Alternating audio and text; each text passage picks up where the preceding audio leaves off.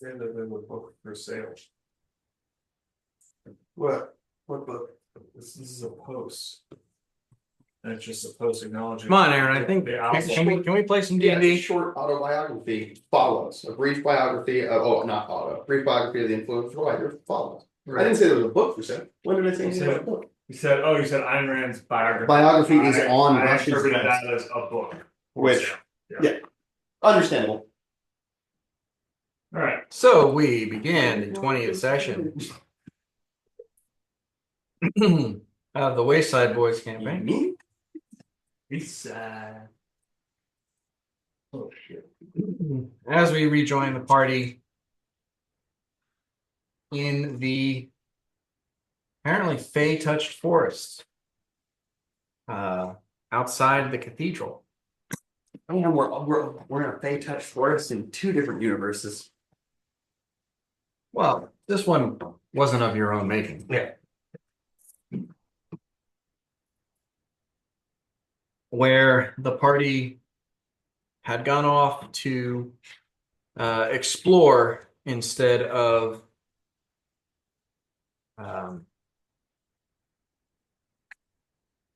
trying to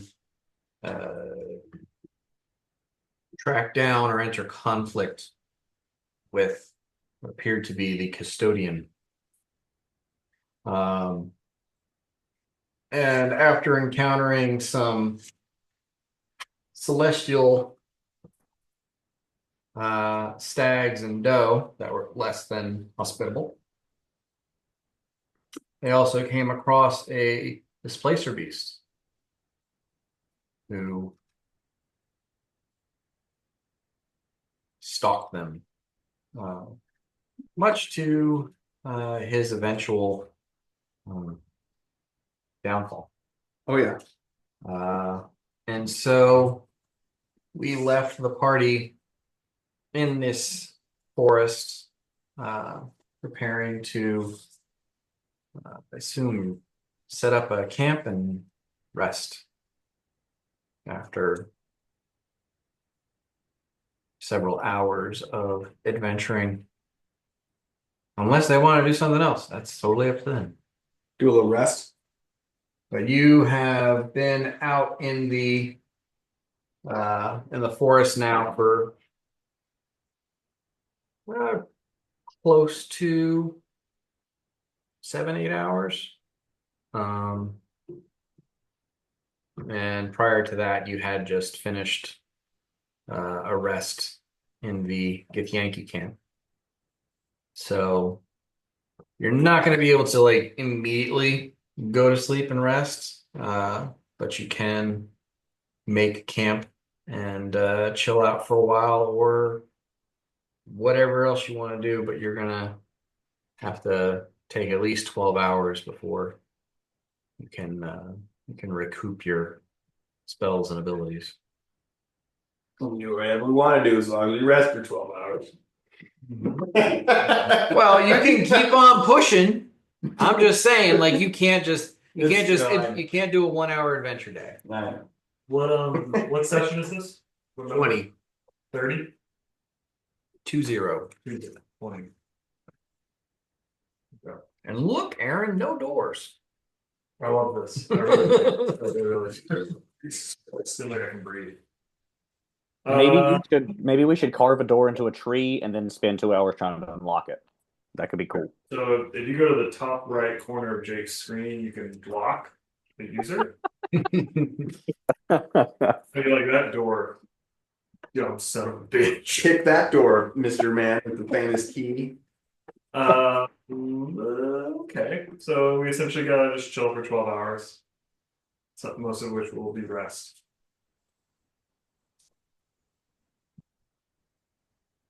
Is there anything anyone wants to do other than that?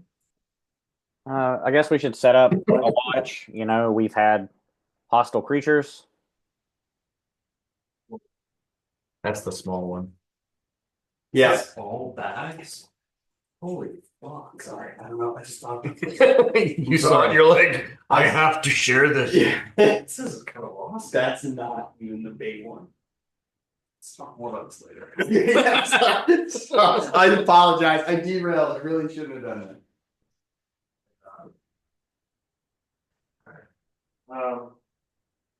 Yeah, I think we just set a watch, even though we're not gonna rest quite yet. We just Yeah. rotate through it. Yeah. Some downtime. Eat some bacon. I work on my business plan. I squeeze some mushrooms in my eyes. Aaron, are you or Battleton? Are you foggy at all on the last 8 hours of? The gist I got from the guys is we went into the forest, followed the wall along the forest, and then fought some stags with orichalcum hooves. And we killed those stags. Yeah. Obviously, a very good thing to do in medieval societies to kill stags in a forest you're unfamiliar with. Yeah. Did we loot those stags? I don't remember if we looted the stags for their order. Okay. So you did there were two stags which had what appears to be, at least some of their antlers were orichalcum. And there also appeared to be orichalcum in their hooves. Orthog used his weapon mercifully, so that he was doing non-lethal damage. Most of the stags you just knocked unconscious. One of them, Battle Time, you did like chop its fucking head off. Sick. So the one that had its head chopped off, you took its hooves, its antlers, and you butchered it. Yeah, I butchered it. The other stag that was knocked unconscious, you did remove its antlers, I believe, but you otherwise left it intact. Because it's going to get up at some point. Yeah, it was just knocked unconscious. Mm-hmm. And then there were a few doe, and while they also appeared to have some orichalcum in their hooves, you did not slaughter them. I think at Orthog's behest, anything that was still alive, you left it alive. Yeah. But yeah, I don't remember if like Narjal or what's his name, Victor, made some checks to figure out whether or not the horns, the antlers would grow back. But you're fairly certain that they will grow back over time. So you weren't like horribly defacing the unconscious one by taking its antlers. Then You're just slightly inconveniencing it for a while. Yeah. I mean, I do make a pitch that we should, capture and cultivate these. I, as a player, agree with you. That horrifies Narjal. Yeah. So Valentine is like, right, okay, we're gonna tie this one up and take it back with us. Victor did successfully charm one for a short period of time. Fortunately, he did not charm the other three. And they were nice. Well, I mean, I don't, we don't need to roleplay that yet. Valentine makes that pitch. I'm assuming the morally upstanding characters are like, no, and then I go back to my business plan. Fair point. I find people. I do have a stag liver, and I do have the displacer beast's liver. I think I was cautioned against eating the displacer beast liver because it is very toxic. Yeah. But we could have some deer liver if you guys are hungry. I think it's fantastic. yeah, you did take the pelt from from the celestial stag that was slain. Yes. And you took the pelt from the displacer beast as well. Correct. Yeah, let's eat liver. Let's fucking Liver candy. cook this liver for when this other one wakes up. You gotta eat it raw with maple syrup. Ooh, if we could find some wild onions, some liver and onions would be good. Okay, I'm gonna look for onions. Yeah.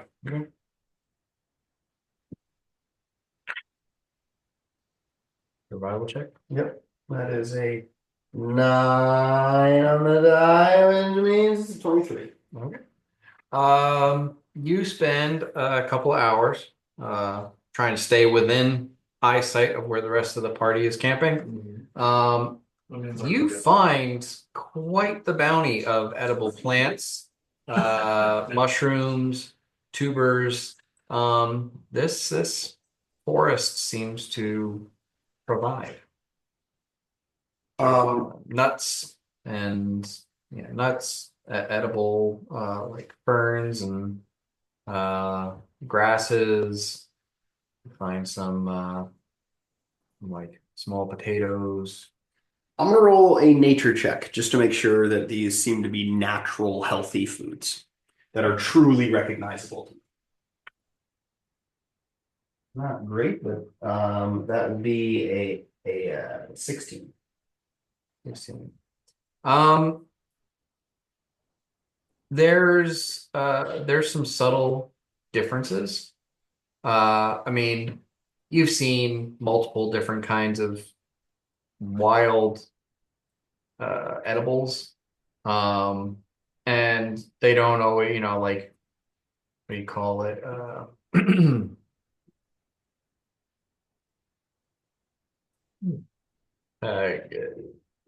cultivated crops Yeah, have a more consistent sure. whereas wild tends to vary more.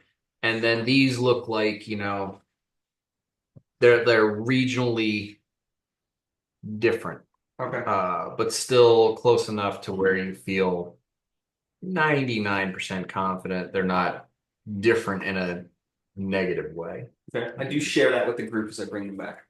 But I present some side dishes to the liver.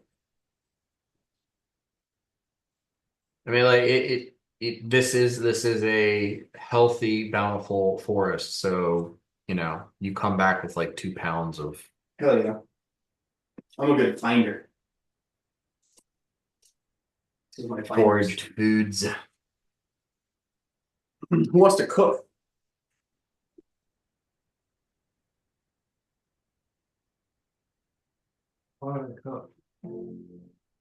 That's a good response to who wants to cook. It's Yeah. just you immediately say, "Why would I cook?" It's like 100%. I think Okay, I think Orthog volunteers to cook, Yeah. but not Yeah. because he's good at it. all right. Well, if he's volunteering to cook, yeah, I give him the ingredients. I'm gonna cook like a dumbass. If I could just get in the G-Wagon in the grocery store. And hey, while I'm driving in the G-Wagon, okay, I'm posting. Posting. I'm always posting. Making calls. So yeah, Orthog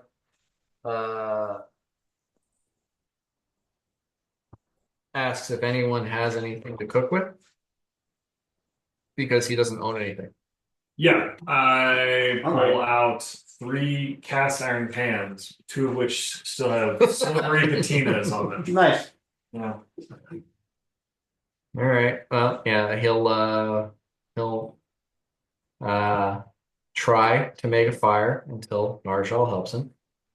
And then he just kind of like organizes some rocks around the fire and Make a makes fire. the cast iron pans next to the fire and then chops everything up and puts it in pans Perfect. and just cooks everything. Liver too? Yep. Well, Hell yeah. that's what he started with. It's perfect. I'm very encouraging to my friend. The good Reverend Doctor provides some seasonings that he has on his breakfast. I wouldn't be surprised were that the case.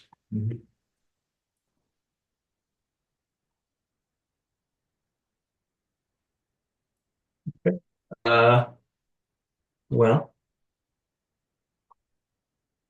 mostly burnt. Okay. Uh, edible. Doesn't taste good. That's all that matters. The good Reverend Doctor provides more seasoning. Try this. You're gonna want to put this on there. Well, no, I rolled his assistance on the cooking check. Good Reverend Doctor got a natural 1. Oh, geez. shit seasoning provided. Mm-hmm. It's just a lot of dill. Okay. It's just a lot of dill. Love dill. No such thing. There is such now. This is such a thing as too much dill. I love dill too. Okay. You don't want everything tasting like ranch dressing. He starts, he starts eating. He's like, oh, I thought that was time. That's not time. Parsley, sage, rosemary, and dill. But yeah, and a lot of the dill is just burnt. A lot of the vegetables are burnt. The liver is very dry. I eat it and look at Orthog very encouragingly. Say thank you for cooking.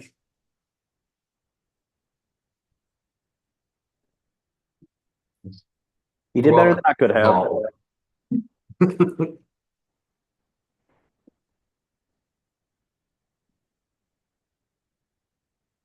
What'd you say, Flick? I was Fleet just said he did better than I could have.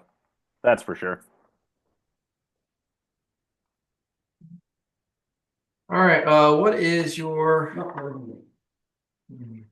order of watch?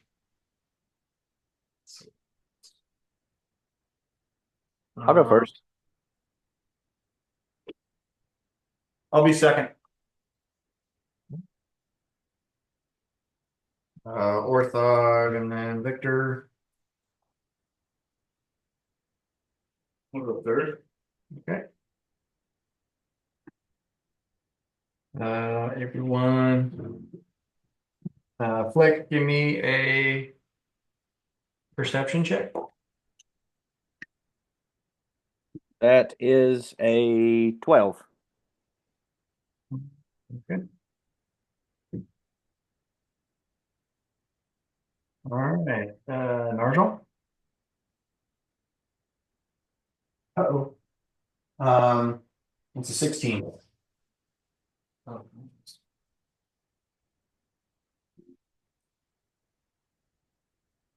Okay.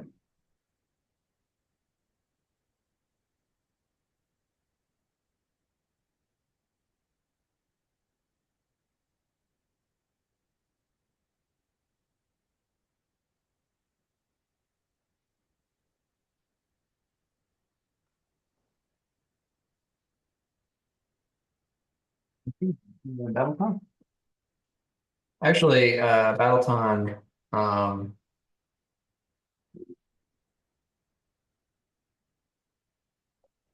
when Victor passes over the watch to you, he says, I got a bad feeling. I think there's something keeping tabs on us. Victor was second watch. He was third or fourth, sorry. Okay. Flick, Narjal, Orthog, Victor, you're last. Oh, I see. Third. I feel like Orthog and Victor probably shared like a long conversation between each other, and I was wondering if you could act it out for us, you know? Oh yeah.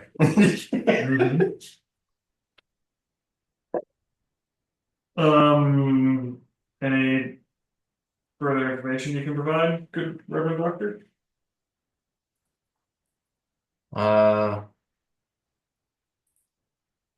I just every once in a while I got the feeling something was staring at me, and I'd look over my shoulder in that direction, like I'd see a branch move or some leaves shuffle. I never caught sight of exactly what it was, but forest has eyes. I keep saying the trees took them.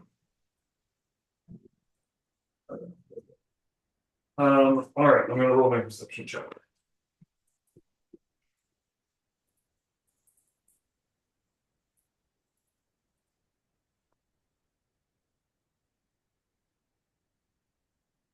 Will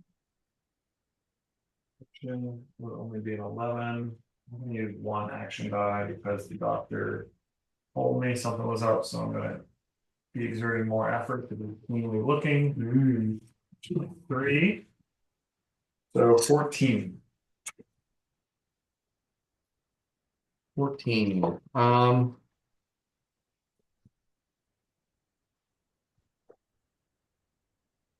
It is, it's obviously an odd place that you're in the entire time you've been here. It seems to be on the bright end of twilight, and only that because the sky has a sort of rosy amber hue, as though it's sunrise or sunset. But while you never actually see a sun in the sky, it is pretty much daylight the entire time. And the uh, that in and of itself is a little unnerving, especially for those of you who spend most of your time where there is no natural light. Um, but yeah,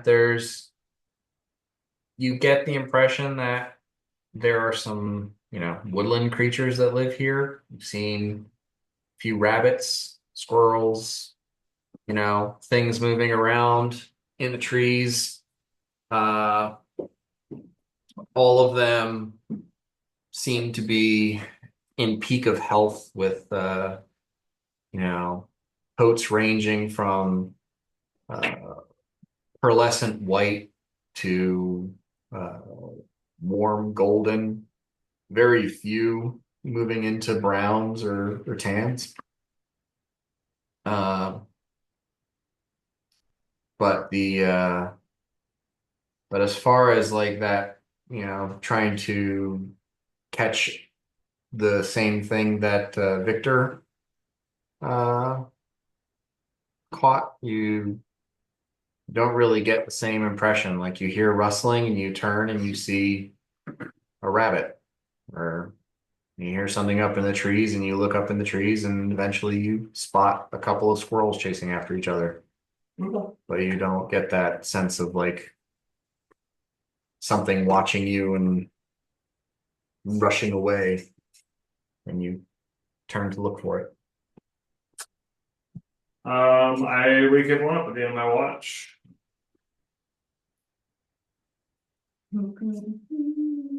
It's me. At this point, I imagine like Flick and Narjal kind of already woken up. You took probably 15 hours, 3 hour watch apiece. So the people who are at the start of the watch got plenty of rest and are up and at 'em again. Um, yeah, you recover your spells and abilities and are ready for a new day. How many days have we been on the other side of the vault now? This would be the fourth by your reckoning. And we said we'd be back in a week. I think you originally did 3 days and then you left a message in the vault saying we were going to take another 3. Is that correct? I think that's Yeah. Yeah, that's right. good. So we got 2 more days. This is the 4th day. So we have 3 more days counting today. 4, 5, 6. Okay. Let's carry on the wall. Well, so you followed the wall, like basically there was a tunnel that led out of a stone wall, Mhm. and then the stone wall gave way to like an earthen ivory color covered wall that turned into more of an escarpment, and then that kind of petered down as you neared the tree line. So you really haven't been following a wall in the forest. You just wandered out into the forest. But we know that we're near that castle or palace. You've traveled probably at least 5 hours into the forest away from the cathedral. And this would be a perpendicular direction from the palace. That would have been like when you left the cathedral straight ahead. You saw the palace across the open field. And instead, you made a right and followed the cathedral wall till it turned into a hillside. And then you got to the forest. So you did move Okay. more towards the forest or more towards the palace, where you were kind of. So, like, if the palace is north and the cathedral is south, you left the cathedral, you went east into the forest, and then when you got into the forest, you started going northeast. Great. Let's see if we can kind of double back towards where the castle. Yeah. So taking a northwest heading. I think so. Yeah. Let me see if I can figure that out. Does that glitter and jive with everybody? Yeah. Let me see if I can reason my way through that. I get a 4. A dirty 4. Roll a neck, roll a 1. Okay. How obstinate is Narjal? Not really. Uh, Like, I'm so confident, but if someone's like, I really fucking think this is wrong, then well, it's more of a like Narjal is aware that he has completely lost his Yeah. bearings. yeah, So, like I'm saying, he doesn't know where he's going. Yeah. Is he going to share that with everyone? oh yeah, for sure. Okay. I'm not gonna. Yeah, I'll be like, fuck. Well, somewhere along the way, I've lost my count of the steps. Now I'm not exactly sure which way we're going. As I Should we think just, about it, should we just backtrack and then go to the castle? That way it'll be longer. But if you don't know how to get there any other way, I think that might not be a bad idea. Do I feel confident in backtracking, or am I completely? I think I'm pretty bamboozled right now. Yeah, I mean, you get up, you try to, get your bearings. You kind of look around at the forest. You've lived your entire life surrounded by solid stone walls. yeah, no idea where And I'm you're like, okay, moss should grow on the south side of the trees because Yanjing is in the southern hemisphere. Like, there's stuff that you know because you've been taught it, but then you go and look and like there's no moss growing on the trees. yeah, Fuck. So, like, because there's no sunrise and sunset here, you don't have a sun to gain your direction by. And as of yet, I mean, even if you did, I think there's like no direction or something, a spell you I would have it, have but not had prepared. to cast that before you went out here to get a first reading yeah. and then compare that reading to a new reading. So now you're thinking, "Ooh, maybe I should prepare that if we're going to go, checking out in the wilderness." It's a cantrip, and I have it.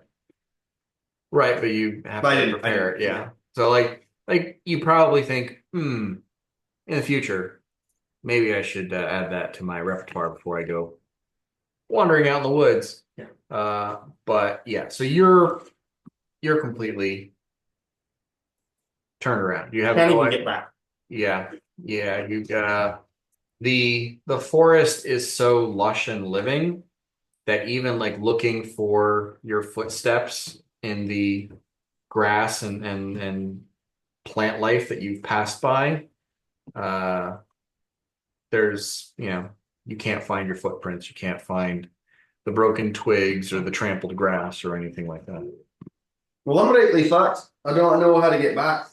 If any of y'all can recognize the path that we took.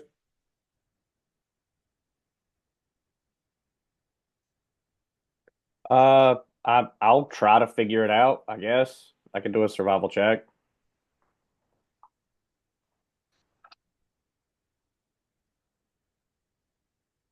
I got a 6. I don't know shit. I'm not gonna roll. Like, I wouldn't mind. Well, let's just go somewhere. Yeah, I guess I'm going to roll a percentile die, and you're going to tell me which direction I go. That is a 10. Oh.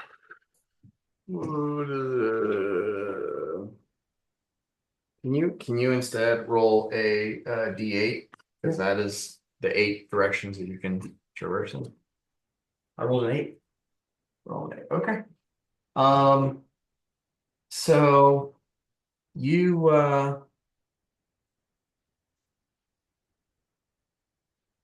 pick a direction and you know take the party with you. After 17. setting out for what a few minutes, like maybe 5 or 10. Everyone give me perception checks.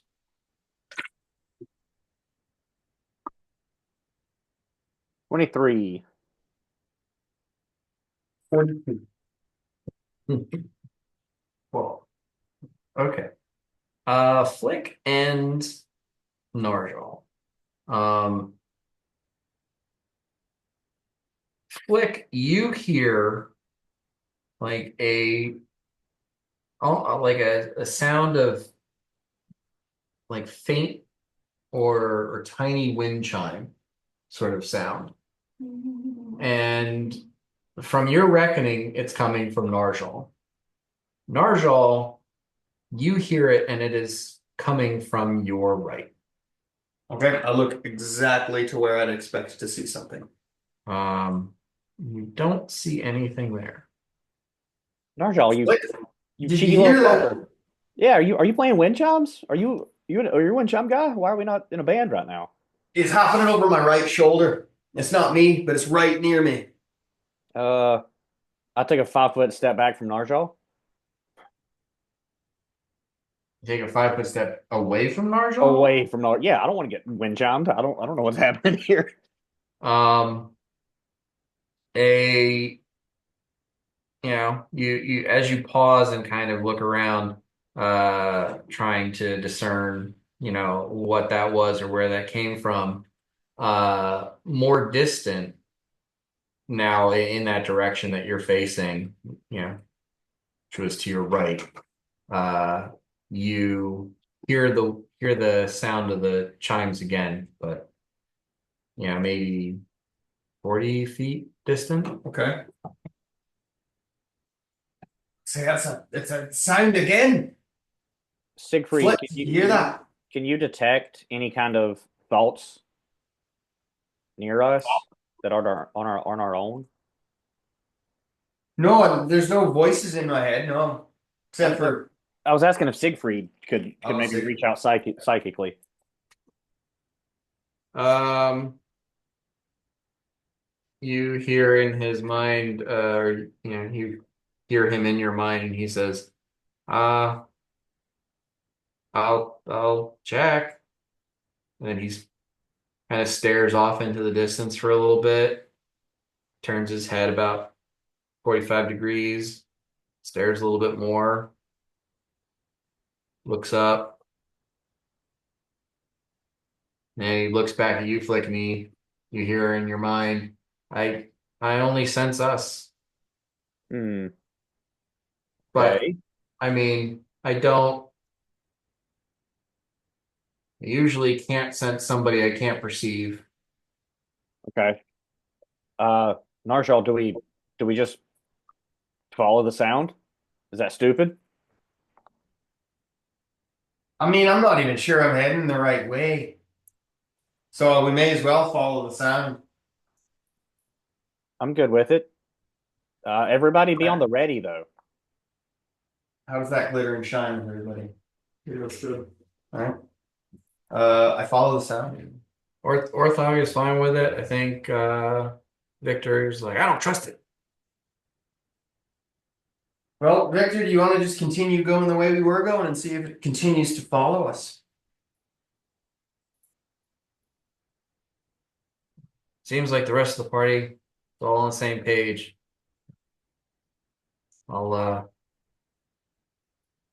I'll follow. I don't want to argue on his behalf. Yeah, yeah. Against the rest of the He party. acquiesces. I could call But I out do to it. feel like he'd be like the one, you know, he would voice dissent. Yeah, be like, no. Really, really crazy thought. I could call out to it, just make our presence known, and we know that something else is out here. You could call out what? Just to it. Oh, Hey, yeah. I'm all right with that. If you want to try that. Hark, friend, with the wind chimes. We're a little lost. Could you point us to the castle?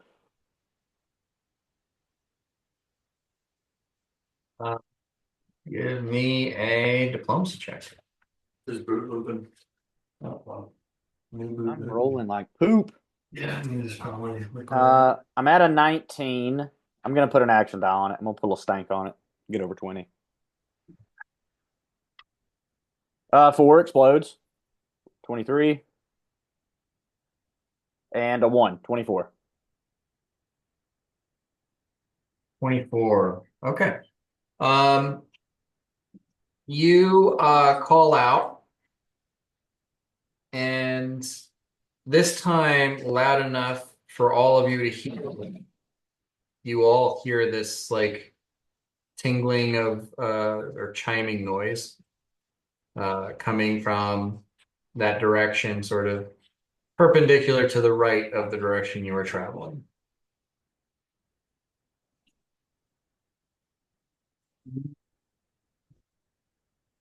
You want some rice? Want me to get you like a bin, put some rice in it? I don't think, unless you have something that can hold that entire computer, I don't think it'll do anything. I do. It's your work computer, right? No, it's not personal. Okay. Is it brick? I don't know which one's the best. They're identical. They're just identical computers. I mean, just because it's boot looping now doesn't mean that it's fucked. It needs to drive for 44 hours. Yeah. Yeah. New boot looping. Yeah. Yeah, I came in and Dan was making this. Pretty sick. Yeah. This is a big one. There is one that is fucking heavy. Feels like a medicine ball. And is it like It's not any size? bigger. Yeah. Okay. Aaron, Jake, I mean, he saw me holding it earlier. Yeah. So what is in that? nothing but Ingles bags. It's just bags. That's awesome. Yeah. I would like to see that on the Rubber band. the guy, what's the YouTube channel? The guy who crushes things with a hydraulic press. Oh yeah. Oh yeah. The Russian dude. Aaron, is your computer in bad shape? Yeah, I spilled beer on it. Yeah, try that and just dump rice on the keyboard. It makes you want to cover the screen. Yeah, I've spilled beer or liquid exactly like I've that. seen you spill beer on that. Yeah, I think it just went right down into the little vents that are in between the keyboard and there. That sucks, buddy. I'm sorry. Yeah. No problem. I mean, rice is extremely expensive, so. Famously. I mean, I will still consume that rice.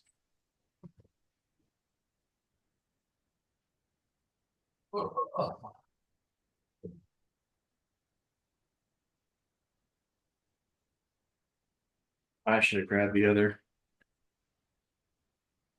bag ball while I was down there.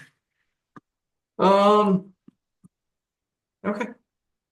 So yeah, you all now hear this chiming ring, maybe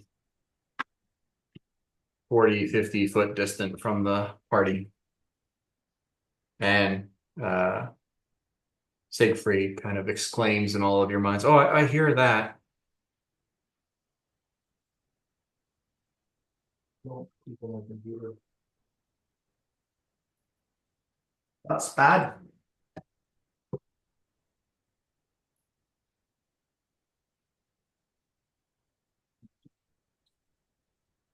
coming in. Yeah, we can't see it. We just continue the way we're going. Or we just stop and try to confront it or get it to confront us. What is Yeah, I like Valentine? that. Hmm. I think we'll go on. The You- weirdest fucking place I've ever been, and it's just might be part of it. Yeah. You all see Orthog turn face that direction. His eyes start to glow. And he says, he looks at the rest of you and says, I don't sense any evil in that direction. Well, maybe we just walk the way we were walking. I think we carry on, but Carefully. yeah. All right. Continue on carefully. Okay. No longer towards the sound, Okay. but where we were going. Okay. You keep going. And for the next 10, 15 minutes, you continue to hear the chiming noise off to your right as you proceed. And then, but past 10 minutes, we no longer hear it. No, I'm not. I'm We're just going. saying this time frame. You still hear it. Okay. You know, are you going to do anything about it or not? I think And it's we'll cool. go to the next. Okay.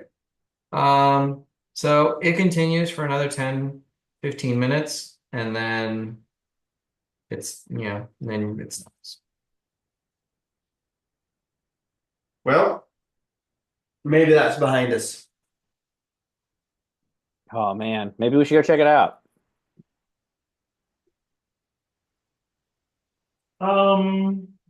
We'll hit it on the way back, Flick. Roll bluff check. I was about to say, can I sense motive? You will probably tell that I'm bluffing.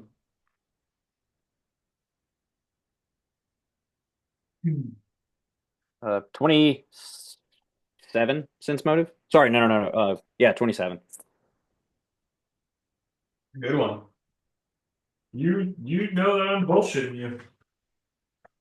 I just sigh really loud. Just defeated. Exactly that. Oh, that Mike Scout.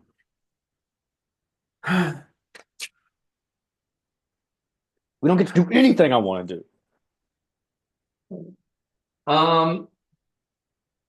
You continue along, and the canopy seems to thicken. The trees grow closer together, and the area of the forest grows darker. And slightly more claustrophobic, which, for you guys actually feels better. Oh, Yeah. But you do get the impression that the mood of the forest has changed. darker. Uh, the colors aren't as vibrant.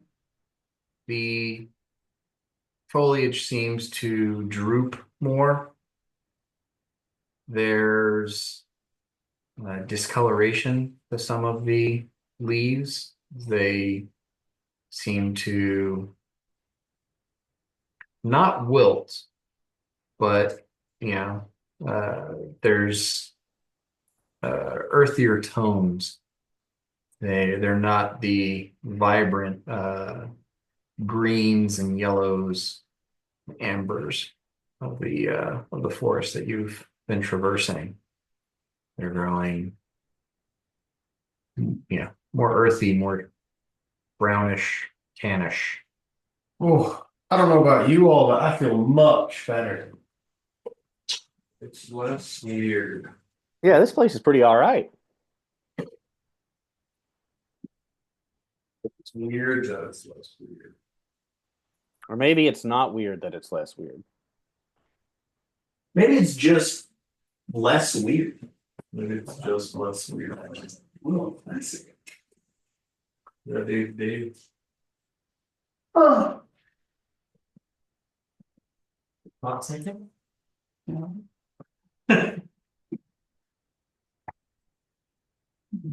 Not going.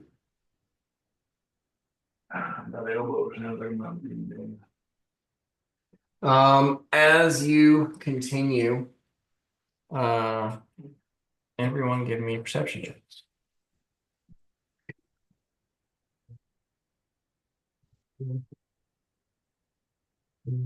18.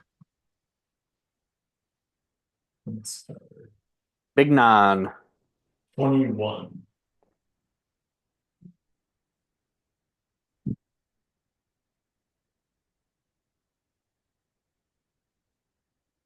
And Victor got a 32. Kind of like, Come on. And he says, everyone, stop.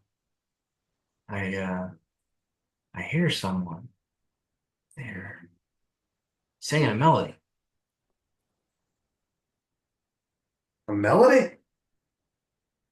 Don't you hear it? I kind of really try to listen. I got an 18, but He starts walking a little bit to the left of the direction you were going in, but trying to, he's craning his neck, put one of his ears as high in the air as possible.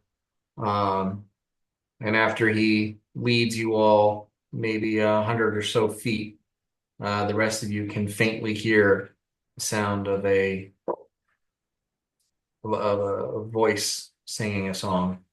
It's hard to pick up anything specific from it, but you do catch some lilting tones. it's just a JBL speaker by Swing Hole. People are smoking Marlboro Lights. You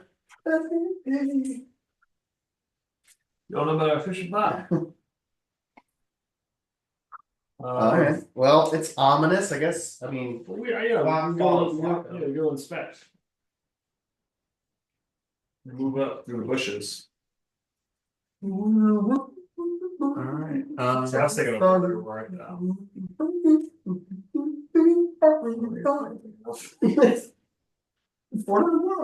what's going on? Let's see if we can actually know. All right. You continue moving forward, and I'm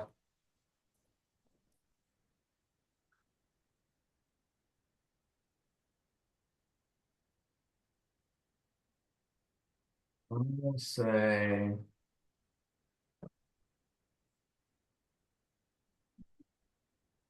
um after another 200 or so feet, you all now are beginning to catch like enough of the melody that it's coming together for you. It does appear to be something of uh, a ballad or a dirge. Oh yeah. It is, you can tell at this point that it's a sad song. Everyone give me Wilson. It's always beautiful. Will saves. Luke Ellis. Nat 20. Caw. 21. 21 as well for me. So here. Seriously? Yeah, I rolled 15. I'm a fucking druid. Yeah. I didn't need to roll that out. I'm a true top. A tree top boy. True top. Okay. True top. So, Flick, you got what? 20? A nat 20. At 20? And you guys both got 21? Okay, those are the lowest. Damn. Wow. Fuck yeah. You two tied for the lowest will save there. Oh, yeah. You all begin to feel like as though this song is tugging at, some dark sadness in your heart, and you attempt to well, you successfully manage to avoid falling into the melancholy of the tune. Flick, you recognize this to be a a basically a sonic attack. Something similar to what you can do as a bard, but obviously significantly less pleasant and more deleterious. It's you're not capable of doing Dirge of Doom yet, right? Right. But you feel like this has some corollaries. Okay. So I get the sense that this is emanating from a fairly powerful being of some sort. Uh you're not sure. The there are creatures out there. There's bards that can sing songs that can affect emotions like this, like a Dirge of Doom. But then there's also creatures who this is their method of attack. So, and some of them are more adept, even though they're not, necessarily, as powerful as like a high level bard in general. But, if you can't stab someone in the face, you can, cripple them emotionally. And that's just the way some people attack, or some creatures. Yeah, this song is more than a song. This song is an attack It on kind of feels that way. Do we see where it's coming from? At this point, no. The forest has become rather dense, and you are now kind of following a narrow trail. You can't really see more than 40 or 50 feet ahead of you, but the song seems to echo amongst the trees. So if we continue to follow this, we should be prepared for battle. I don't really think we have it. I don't know what other way to go. I think we just need to We can turn around. get through here. Well, we continuing on or we turn around? Orthox says, okay, so the plan is to walk towards the menacing song, but away from the nice lilting pleasant chimes. Good Sure. idea. Okay, so let's turn around. Yeah, okay. We turn around. Yeah.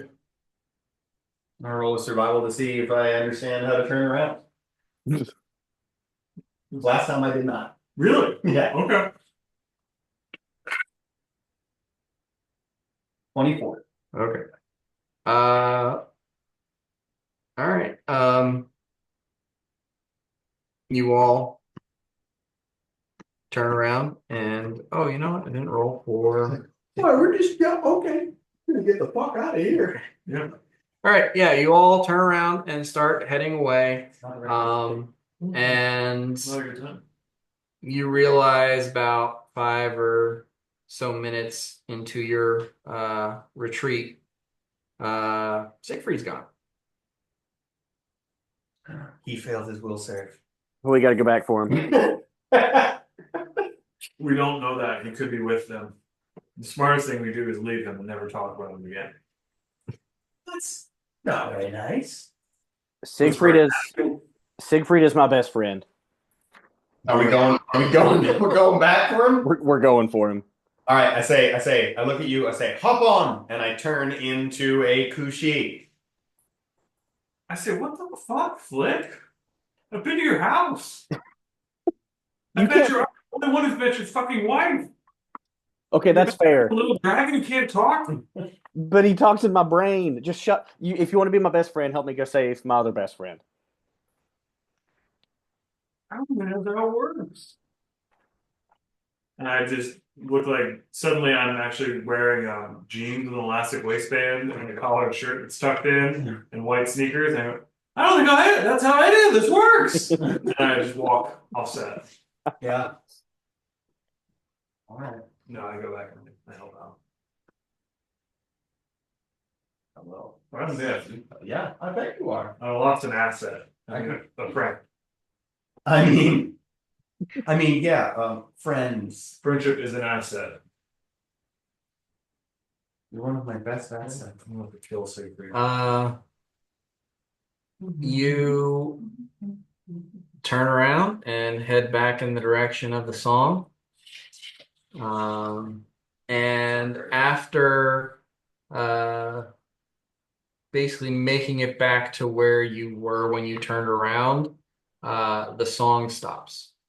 I roll a perception check to see if I see Siegfried. My perception is 14. Okay. No, like basically because of the foliage at this point, you have about 30 foot of visibility. Yeah. So he's not within 30 feet of you. I have about no idea what's going on. We gotta push on. It's what Siegfried would have wanted. Yeah. You must track the little dragon footprints and tail track. I'm extremely proficient at that. Yeah? Yeah. Do it. Okay.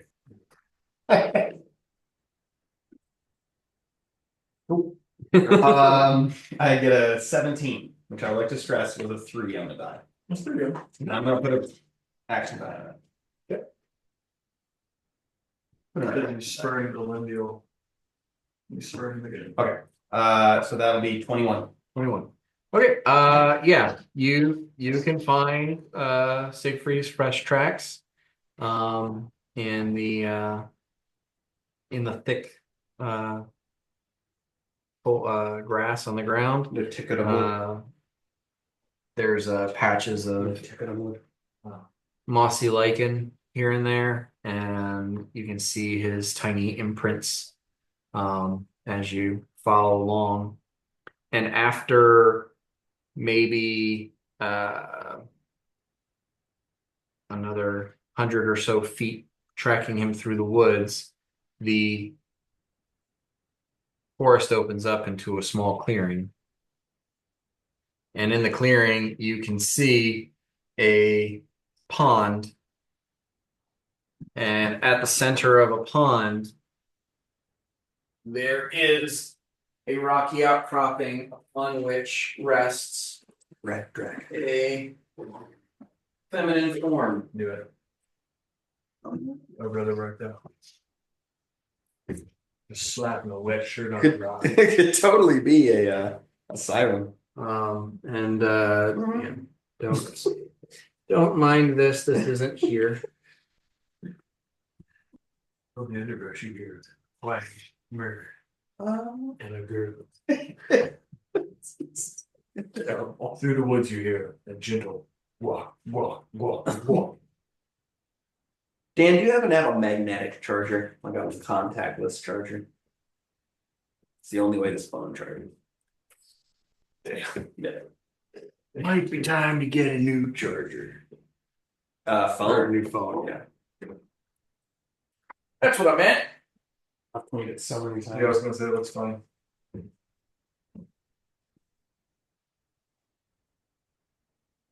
Feel like a mule. Yeah. Yeah, it looks like that. So you see on the outcropping Stop it. a feminine form that has a sort of shimmering pale gray skin,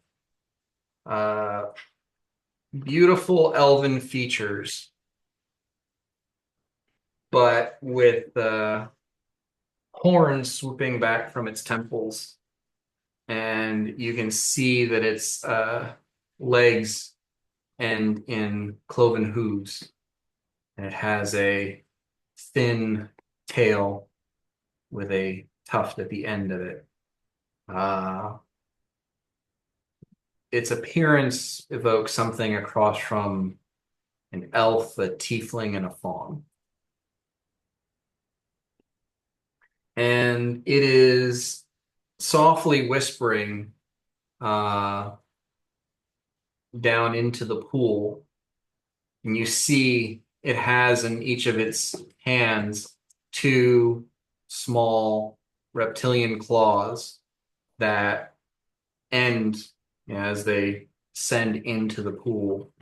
And you see Siegfried submerged in the pool in front of her as she kind of like leans forward and lets his claws go, and he sinks into the water. Well, despite how hot this thing is, we need to kill it. Mhm. Um,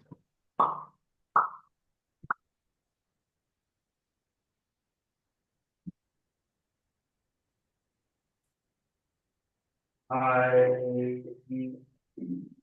say you're only going to have one moment. Cast if you must cast. And then as she's releasing Siegfried, I will cast Divine Favor.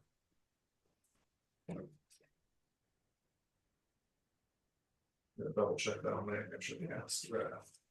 I cast a spell. Oh, actually, well, shit, she's in a pool of water. Yeah, remote. I cast grasping vine. Okay. Maybe hoping that there's like the pool's not that deep and there can be a little vine that comes out of the pool. She's on a rock. Okay. Uh, all right, so you do that. Like we're imagine are we treating this like a surprise round? She's completing some kind of a ritual. Uh, yeah, her focus is entirely on Siegfried right now. So you guys see this happen, and you all immediately take action.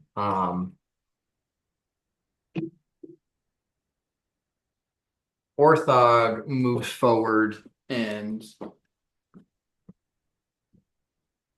detects evil. And curses under his breath.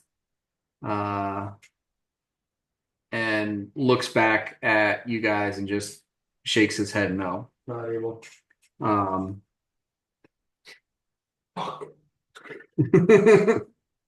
Well, it's not evil.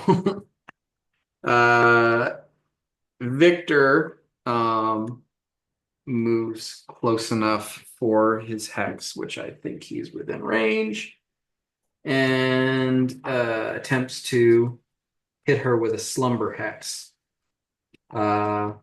Which has no effect on her. Does the grasping vine grasp her? Let's see. Go for it. That would be a 23. 23. Or sorry, a 24. 24. Okay.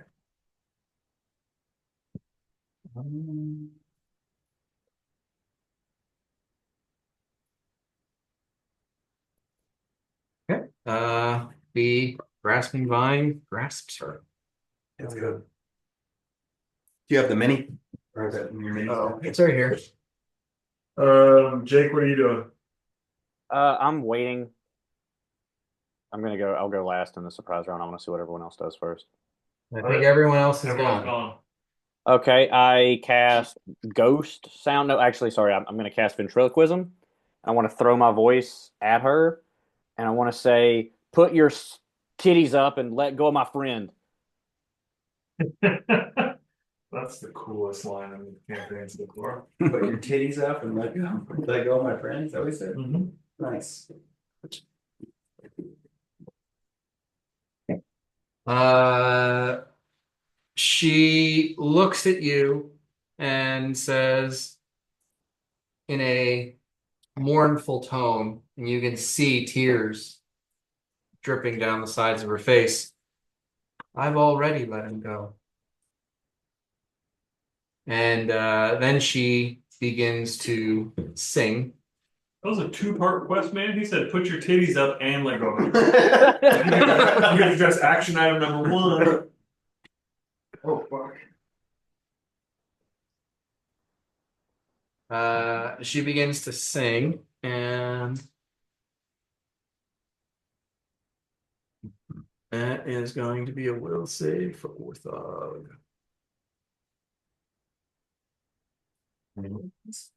It doesn't make sense in the context of this panel. And he you see him tense for a second and then shake off whatever it was that she was attempting to do to him. Everyone roll for initiative. Yes. Ooh.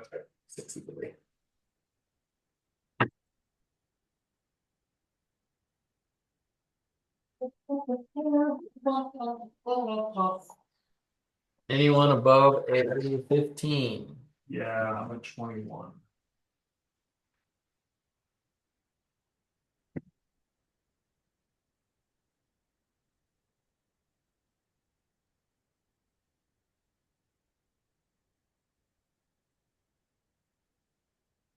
Above a 10. 14 team. Marshall. 12 for Victor.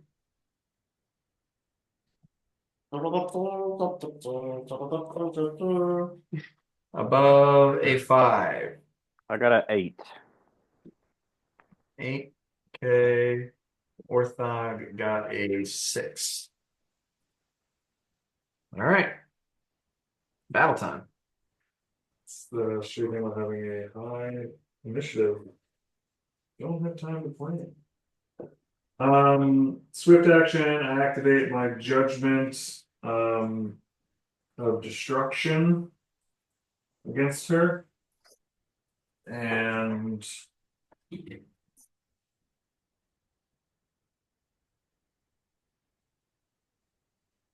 5, 10, 15, 20, 25, 30, 35. Actually, far away. Let's see if I'm.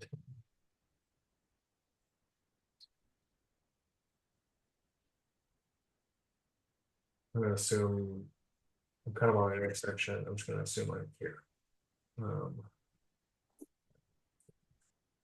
25, 30, 35, 40. I think here. Tape measure. Glenn says he's on the way. Technically, he's always on his way. Dress your FedEx.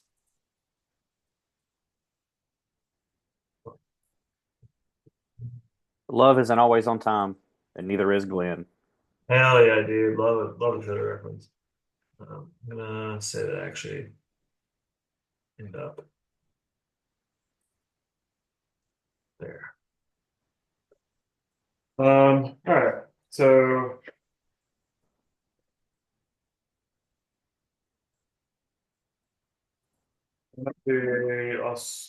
yeah, so I switch action, activated judgment, a double move.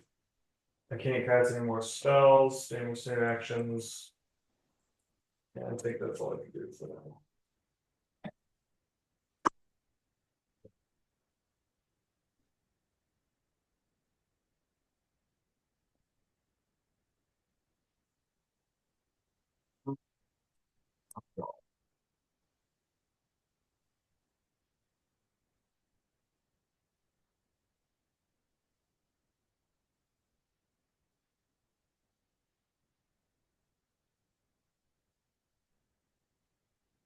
Attempt to use another spell. This one's nauseating dart.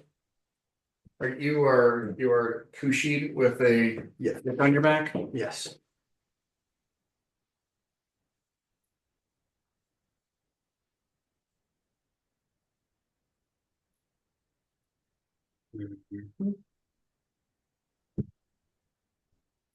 Well, I'm assuming a 12 doesn't hit.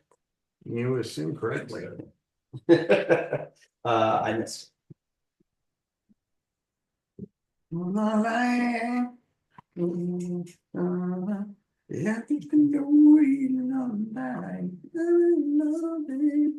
right, Victor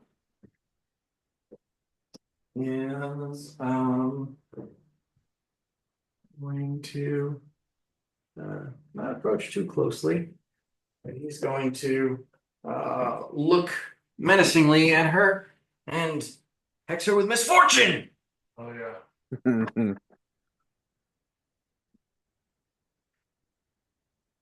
And she saves. She's nervous. I know it is. It just doesn't make sense. At which point, she moves her attention to Battleton. And Battletime, you feel her song impressing itself upon you. Oh, Make boy. a will save. This is the second or third combat where I've said, man, I really should have taken fucking silence. I was like, no, invisibility or silence, invisibility or silence. Where did I put my D20? No, three of them. Not great. We've got action now. I'm not 15. 15. Yep. You feel a deep, intense need to protect this woman. She suddenly becomes the only thing you can think about. And as soon as any of your allies make a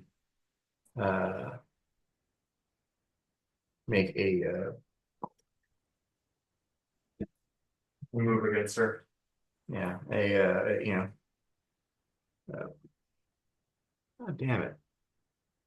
Aggressive action. Aggressive. Any aggressive movement or action against her, you will desperately want to protect her. Got it. Really hope it's not Orthog. Flick. I don't want him to hit me. He'll just non-lethally pound you in the dirt. Flick is going to jump off his trusty mount, and he's going in the water. He's getting Siegfried. Okay. Give me an athletics check. You're still light, you could probably just stride across the water. It's not that light. To see. Boy, that is a 5 on the athletics check. All right. Flick jumps into the water and does his first ever doggy paddle. Oh yeah. Don't worry, buddy, I'm coming. He probably has never been in any amount of water where he couldn't touch the bottom. So he's this whole swimming thing is brand new to him.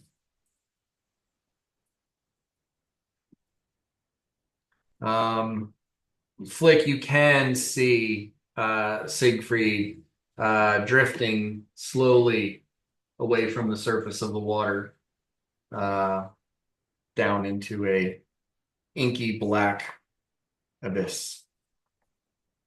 And it seems this pool just ascends very rapidly, very deep. Orthog. Would be nice if he had joined us already.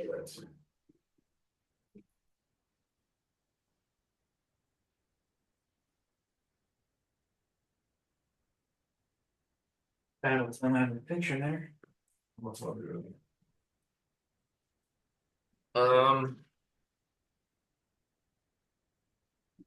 Orthog, I think, is also going to do as Flick and attempt to save Siegfried. It's his primary objective. Level 4, right? Yep. And Orthog got a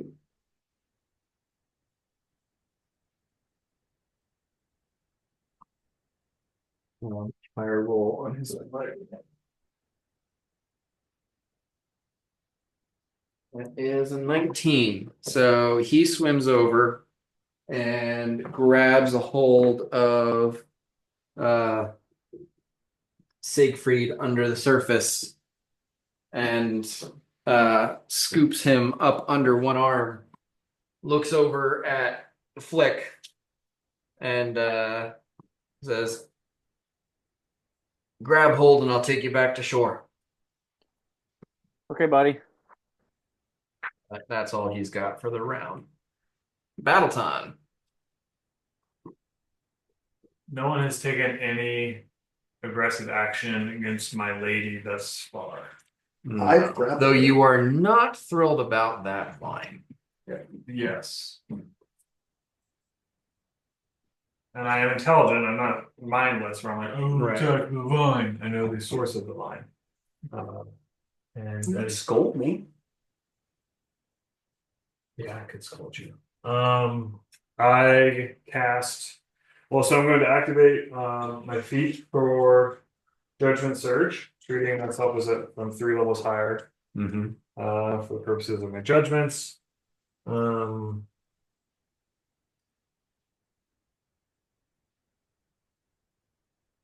then let's see, 5, 10, 15, 20, 25, 30. I move, I turn or I cast invisibility, and I move directly behind the cue sheet. So that is movement and standard. Okay.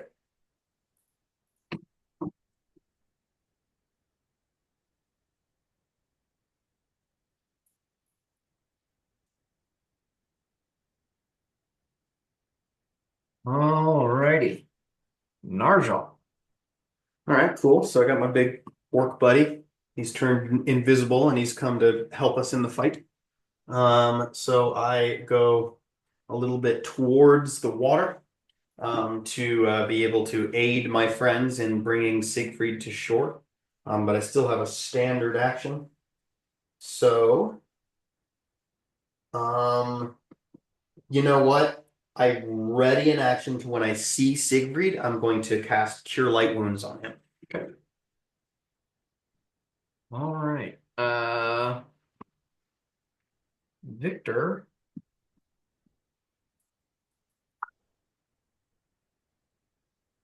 is going to use his Accursed Hex and attempt Misfortune on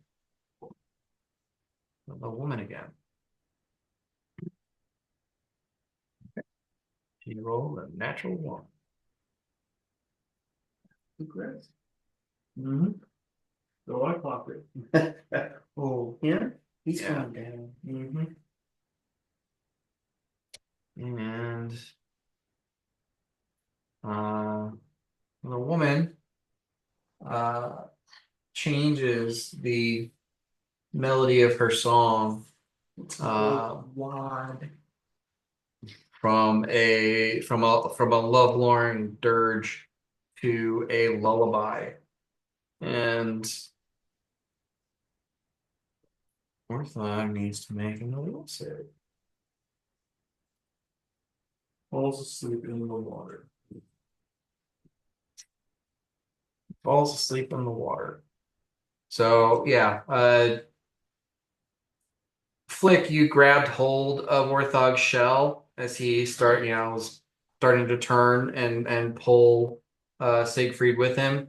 And then he just goes still and starts to sink And you're on the into the shore. water. Oh no! Just let me know when to cast my spam. All right. So at this point, Nordalia, you don't think that he's coming, he's surfacing. So Strategy will change.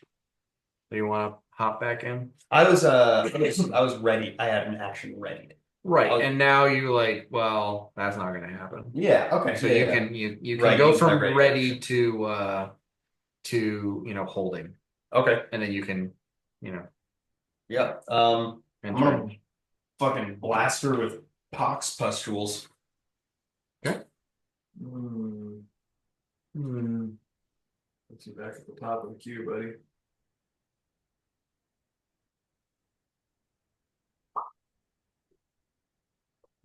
We'll stay ready. I'm sorry. We'll stay. You're gonna be put on a fucking helmet. It will. Yeah, fortitude negates. Gonna cork you like champagne. And it's 17. It's the DC. 17. Okay. Yeah, how's that shandy? Terrible. Yeah. Was it a spicy shandy? No. Ah, sure. It's really hoping to be a jalapeno shandy. Through some action die. Yeah, I am using an action item. So that is a total of 26, because it did explode. All right. Works. Well, blast! It was pop. So she saves or she doesn't save? She did save. Okay. No, yeah. I mean, it doesn't work. Click. It's pretty medium. Yeah. Do I get the sense that if she were to stop singing, Orthog would wake up?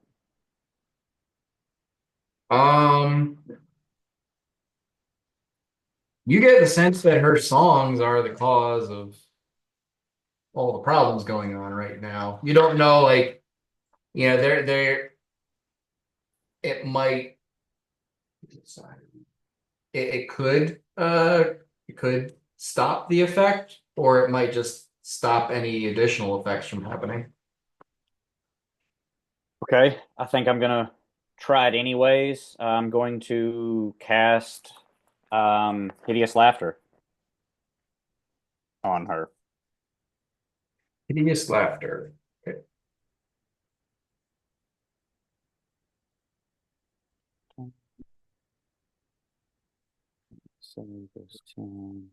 There's a 22 on her will save. Is that with Misfortune? Okay. Oh, did she? That would be yeah, still 22. She rolled higher on the second die. Did she roll twice for pox pustules?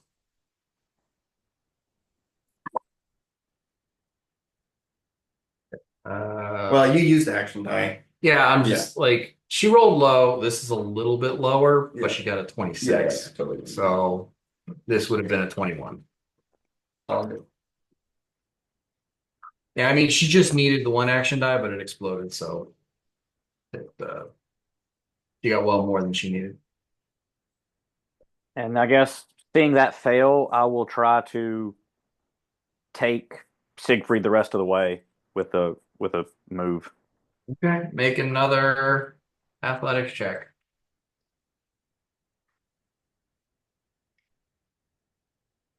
Okay. I'm at a 10. I'm going to put some action die on it.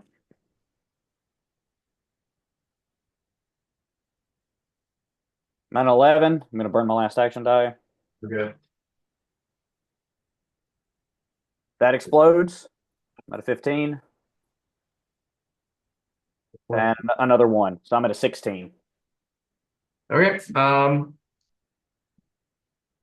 With that, you grab a hold of Siegfried by his jerkin and drag him to the edge of the water.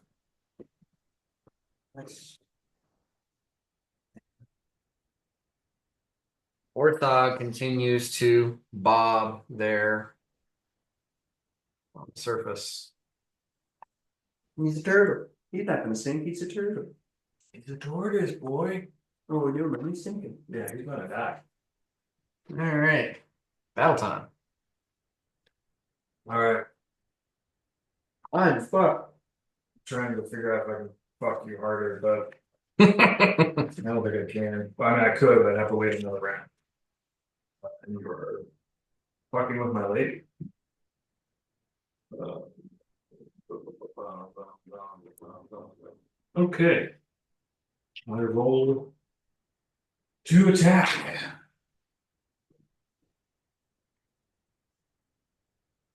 That's critical. Oh shit. I crit on. Yeah, anything above 15.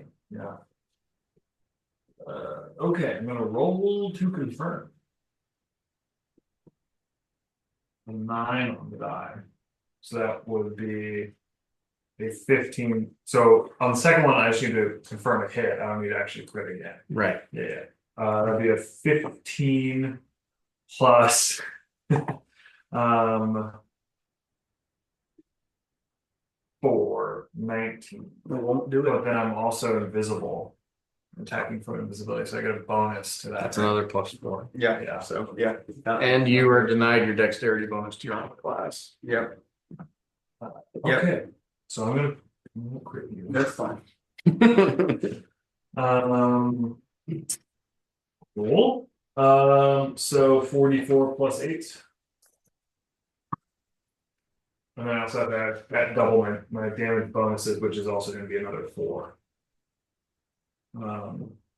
So it's going to be 2d4 plus 8, but I'm multiplying that, so it's going to be 44 plus 16. Am I doing that right? Yes. Yeah. I'm gonna fucking kill you. You're hurt me. No, even if you did max damage, you would kill me. Okay, cool. You wouldn't even take me all the way down. I'm a strong dog.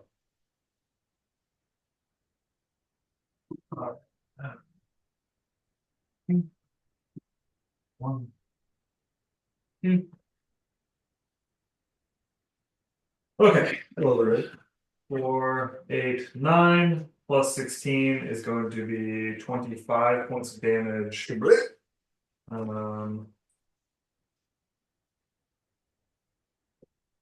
making sure I'm not forgetting anything. I'm obviously not flanking.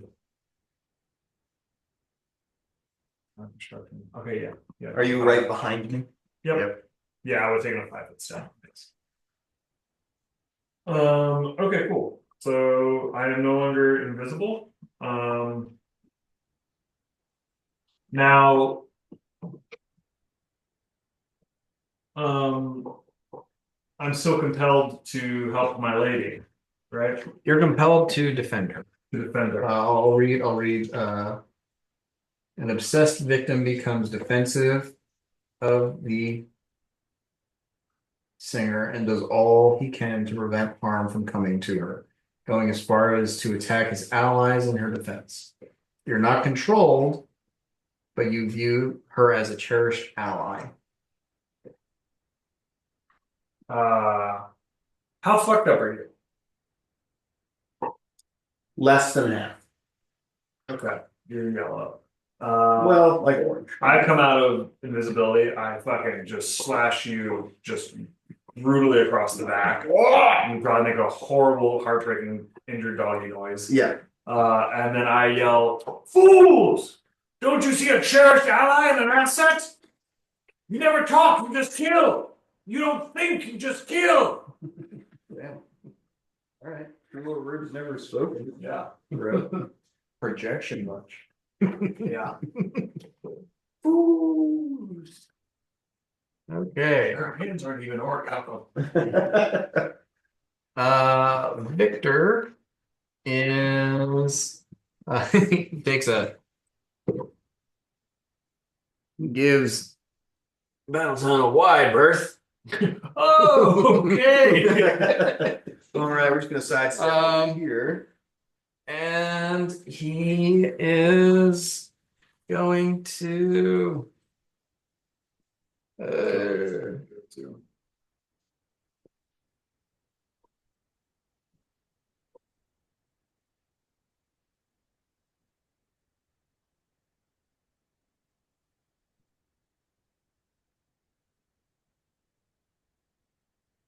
gonna cast something.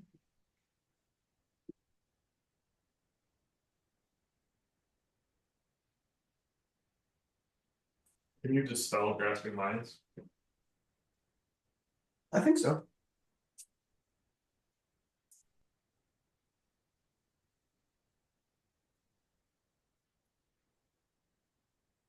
I mean, for you, it would be dismissing it, which would take a standard. I'll heal myself. I'm gonna take a 5-foot step away from you and heal myself. Oh, I mean, do you really think that you need to just finish me off if I just like kind of step away from you and try to heal it? I'm compelled to defend her, and you would be the only one with an active. I mean, depending on what other people do in the interim, you'd be the only Yeah. one with an active negative thing affecting her. That's fair. And Victor has gone very far away from me. He's the only other person who's done anything negative since I've been compelled. That is why I asked. I'm gonna try to. You do you. I'm just gonna say I am compelled. I'm not Yeah, gonna. yeah. Well, in Yeah. my point of view. Yeah, that's good. Um, Big fat orc man. all right, I don't fucking know.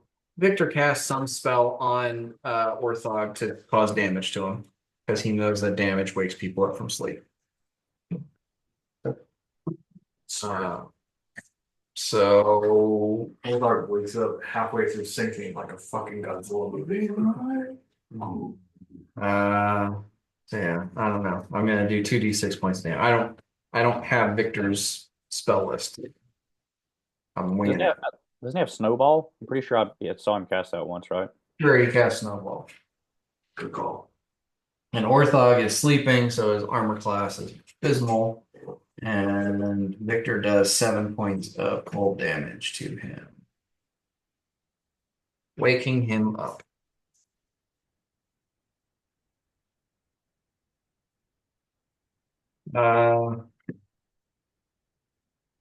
And this It point, is I, the voice.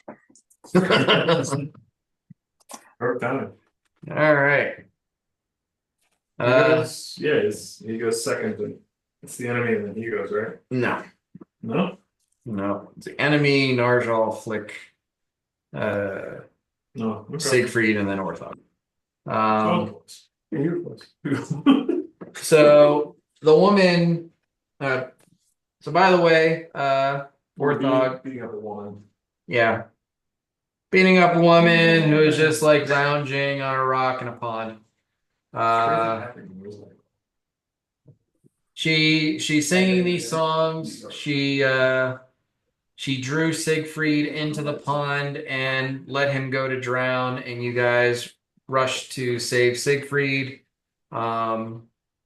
You and Flick dove into the pond to recover him. Narjal and Victor cast spells to try to, hinder her. And she apparently has managed to charm Battleton into defending her. Okay. Absolutely fuck Narjal up. I am fucked up. And then she, sung you to sleep, and you began to sink in the pond yourself until Victor hit you with a snowball and woke you up. Okay. You've And taken 7 points of damage. all right. That's what I was gonna ask. And you are in the middle of the pond right now, suddenly awake and chilly. Okay. She turns to Victor and attempts to beckon him towards her.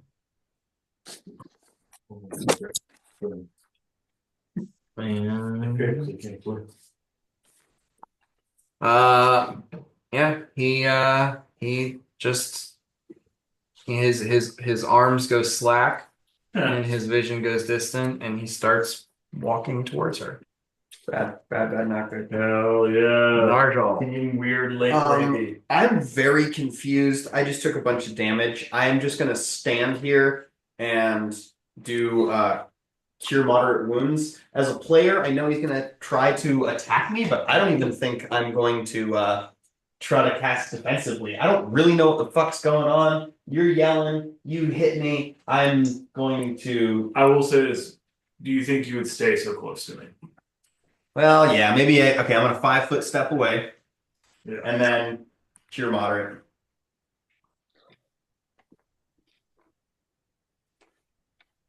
Okay. So I take 13 points of healing. Okay. And I go. All right, Flick. So I'm gonna want to heal Siegfried. I guess could I do like a heal check to see if I need to use light wounds or a moderate wounds in this situation? Yeah, give me a heal check. A 2. The 2. Yeah. You don't know. You don't see any wounds on him, so you don't know how bad he's injured. Fuck it. Assume the worst. Cure moderate wounds. When in doubt, and Siegfried, as I've said, is my best friend. Fuck you. You're next. God, son of a bitch. All right, so roll my d8s. Oh, god damn it. Okay, there's an 8 total there, and then it's plus caster level. What's your boobs? 12 points of healing. Okay. All right. Anything else? Do I even sense that the good Reverend Doctor is walking into the water to her? Give me your perception check. Probably not, since you're very focused on something completely different right now, but Yeah, it's 16. I'm gonna say no, you're more focused on dragging Siegfried ashore, casting a spell on him. You missed that whole interaction with her beckoning him and beckoning Victor. Yeah, yep, makes sense. So I think that's my turn. Does Siegfried respond? Does he look like he's Um, Siegfried is just laying there, not breathing. Fuck. Siegfried has nostrils. He does. Doesn't have a mouth though. No mouth. Okay. I have no mouth on the screen. Okay, Orthog. Yeah, so as a swift action, I'm going to detect evil. You already did. She's not evil. All right, sounds good. Player question: Is my battle prowess in water as normal as land, or am I restricted? You are significantly worse at fighting in water than you are on land. Okay. And I'm in, just getting a gauge here. I'm in the water with her. Can I grab her? She is on a rock in the center of the pond, and you are swimming. And at this point, you're like, there's 5 feet between the two of you. Okay. I would like to. I guess I don't know how to. I want to role play this, but I guess I would like to sink under the water and try to get an attack, like an advantage on her to like swim behind to where she doesn't notice like where I'm at. Okay. So you want to sink underwater, swim around behind her, and then try to catch her unawares? Yeah. Okay. Give me an athletics check. I can. And then Dan too. I want to add something. If I can do this, I would like to use an action die if possible to like maybe even like swim fast enough to create like kind of a tornado or something, some kind of cool effect. Absolutely not. Can I create a whirlpool? Yeah, I mean, it's like swimming faster to where she wouldn't know. I don't know. So I'll use my action. You are a tortoise. You are not a turtle. Ah, all right. Dan, can I use an action die and just vaporize her? Is that allowable? I think it'd be cool, like not to like just like create like a small whirlpool, because then you like they wouldn't know. I don't know. I mean, if you've ever been in an above ground pool, then you know you're a big guy. If you walk around the circle of this pond for like 3 or 4 minutes, you'll make a whirlpool. Yeah, I guess I haven't done that in a fantasy world, but you are correct. All right. But in 6 seconds, as a tortoise, no, you cannot make a whirlpool. Sounds good. I rolled a 12 on my athletics check. So that would be Okay. Now here's the thing. If you want to try to like go under the surface, and have her lose sight of you, then you're going to need to make a stealth check, and that's going to be your action for this turn. Okay. Otherwise, you're just a shell floating along the surface, and she can see you the entire time. Yeah, I'll do the stealth to. Okay, give me a stealth check. For red or All right. I roll a 15 on the die, and I don't have anything in that department. So what do I have? Yeah, you don't have any. Your dex is 0 2. Okay, so that's fine. All right. You duck under the water, find the base of the rocky outcropping she's sitting on, and you follow that around behind her, and you're looking up through the surface of the water. You see her back turned to you, and you grappled shit. lie in wait to attack her next round. Perfect. Battle time. Yeah.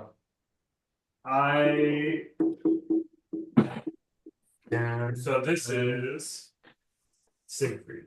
Yes. This is Flick. Yes. I'm going to cast Wrath on myself because no one is listening to me. I'm going to step in between you, and I'm going to would making an intimidate check. Would that also be a standard action? Yeah.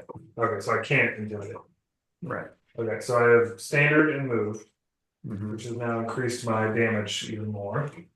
And as a free action, I say, if you attack her again, you will know my wrath. And I look down to my left and my right and I say, and one of you will die. Not intimidate check, but that is why I cast. I'm still intimidated. And I move here. You see the Kushi tail just like. Yep. Yeah. Nope, not down with what you just said. That's for sure. All right. Victor. He starts walking into the water. You see, Victor gets it. Why don't you get with the Victor program? Victor's on a vector to be a victor. Whoa. Are you? And she is going to. I feel like I'm at the Elliott School of Sales. What the fuck is the Elliott School of Sales? You know the bald dude who's like rich and says he won't hire anyone without a six pack and just like those like sales trainings. No, dude, I'm too deep down the I'm rabbit way too deep. hole. I'm way too deep. She continues singing and weaving into her song. You hear arcane words, and she holds out her hand, and you see a long, slender blade of ice form. She's casting Ice Blade. It's that movie where someone is holding out like a super thin glass blade, and then someone's charged in the last second, and you're like, wait, Sherlock stop. Holmes. Sherlock Holmes. Sherlock Holmes, thanks, Jake. Yeah, the Robert Downey Jr. one. Yep. Is that blade? Okay, Narjal. Okay, so my vine goes away. Okay. With me noticing that my vine has now expired, I look up at battle time. Mm-hmm. And then Yeah, a little I sad back eyes. away. I back away, and you see that my vine is gone. I back away. Then I cast Grasping Vine. Sure. Yeah. Smart. Went, and then Flick went. Flick, then, oh no, Flick went, then Orthog, then Victor. Oh, did we skip you?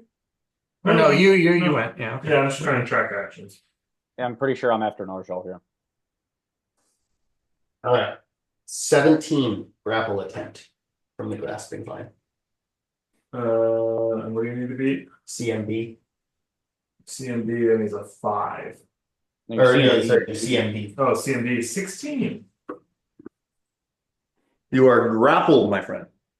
Hmm. One could say you are grasped.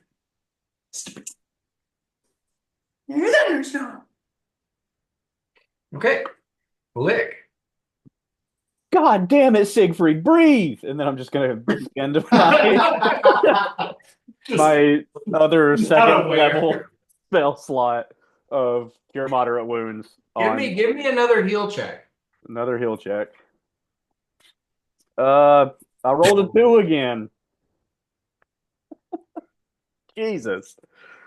Yeah. But okay, what I'm trying to get across here is he's not wounded. Yeah. He drowned. Yeah, fucking drown damage. Inside the computer, Jake. Fine. I mean, you're frantic because he's definitely dead, and He's my friend. I've rolled a 2 for a heal check twice in a row. Like, Yeah, there's really nothing to be done for it. I mean, I'm just gonna tell you that Flick knows there's nothing to heal. And he's not dead. He's just not breathing. okay. Sorry, but to Jake's point, what does he do with that with the 2? I'm just like, he cast a heal spell on him, saw no change whatsoever, Sure. and he is aware of the situation in which he was submerged and now he's not breathing. This should be enough information, even with a 2 heal check, to get an understanding. Like, healing him is not going to do anything. he needs to start breathing. You need to kiss him. Yeah. I guess I do not know CPR. So I don't think I can help in that situation. I'm just going to turn around pissed off and fucking grease that rock she's standing on. You killed my friend. We're just The wrath of Flick. You Okay. watery bitch. He's going Super Saiyan. All right. Oh, that's a bad idea. That's a bad idea. I've revived people who fell into the waste treatment facility. So if he can get my attention, I can bring Siegfried back. So he's I thought you were talking about in real life. No, I'm like, ooh. no. If anyone fell into that water, I'm not going in there. All right. Okay, so you cast grease, and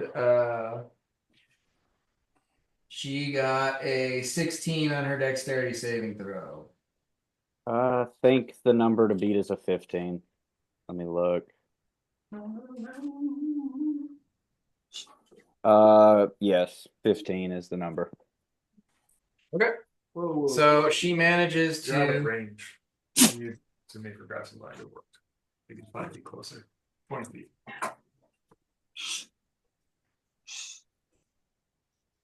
25 is close plus 5 feet per level. On the spell list, it says 20. You direct divine to the nearest square within 20 feet of you. I'm on D20. Oh, okay. I thought this. Oh, we made a Yeah, this is homebrew. a. I thought it was a 5th edition spell. It's on Let me D20. see what it It's says. on D20. But I mean, if that's your homebrew spell, that's the way it works. No, that's all right. Dance call. I was just Yeah. checking to see how I can break out of it. Yeah, the range on this is close, but I thought it was a 5th edition spell. I've never looked at it. On D20, it's range personal. Okay. Well, I am down to go with that. So, Yeah, no, this works completely different. okay. So we're not using the D21. No. Can I see yours? Okay. Um. Oh yeah, it's conjuration. So, yeah.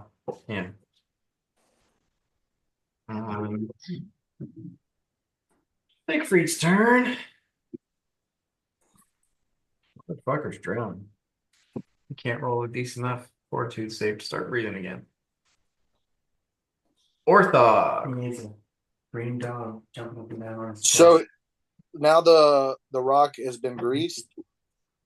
Yeah. Is it that different? I thought it was a 5th edition spell. So you know you're right now. I guess I will. Is that grasping vine or is it? Okay. Go ahead. I guess I'll attempt to. My idea was to climb up and try to grab her from behind and grapple her to make her release our friend from her spell.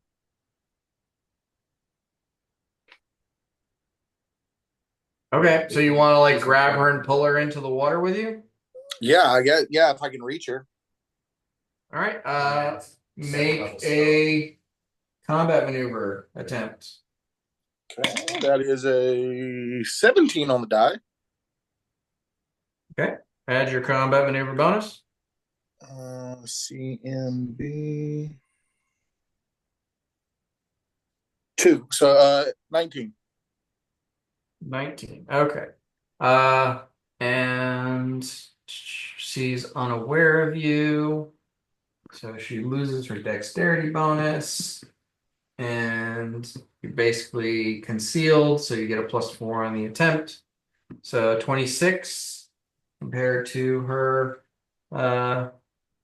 combat maneuver defense with no dexterity bonus. You lunge out of the water, grab her around the waist, and just like push off of the rock and pull her into the water with you. And as soon as she goes submerged, the rest of you can't hear the song anymore. And Battletime, you're back to your senses. Victor starts, realizes what he's doing and turns around, starts swimming back to shore. Frantically. I wouldn't say frantically. Okay. Urgent. Urgently, yes. Like a doctor. Places to be, things to do. Yeah. Battletime. All right, so she grapples and submerges. You are still grappled, and I don't imagine that Narjal has any serious understanding that you are no longer a threat. Not yet. Not yet. I will, but not yet. I can break the grapple. That's what I was trying to figure out. How do I? And neither spell lists like, oh, you can do X amount of damage and. So it's an opposed grapple check. So I need to roll. you would roll add your CMB and I roll and add the CMB of the spell. Well, no, he rolls the CMD, and you use the CMD, which would be the bonus +10 +4 because you initiated the grapple successfully. And it's the initial roll. He doesn't re-roll that. No. He doesn't roll anything. Yeah. There's a bonus, like his CMD +10, and then +4 for having initiated the grapple successfully. Oh, you're seeing these pretty high. So it'd be 21. They have a 75% chance of failure to break the grapple. Your girlfriend's quite powerful. Isn't there Says the CMD. right, I'm wondering, I know we talked about there being a hit point total for the vine, is that on there? It doesn't have a lot of hit points, I think it's like 5 plus 5 per level. But I can't make an attack because I have a two-handed Right, weapon. yeah, sure. I release my grasp on my weapon. Throw it to the ground. I'm still grappled. And I'm aware that I was compelled. So Yeah. I mean, there's been plenty of times that you wanted to strangle or assault your teammates, but yeah. you've always been capable of managing your emotions. Let's do that, and I'll just roll just make it charisma. Everything's fine now. 15 directed toward Narjal, and I say, the vicious harpy bitch, her spell is upon me, but I'm free. Release me so I can kill her when she rises again. Just imagine you're speaking to Cash, but green, Yeah. like standing this far away from you. Yeah. I spend my entire round compelling you to release me, because if you don't, she's gonna come up and put me under a second spell. But then if she does that and you're still grappled, you'll be less of a threat than you were the first time. Okay. But I'll think. All right, so that is it for battle time. Victor is going to swim back to shore, get up on the shore, and Let's go through it.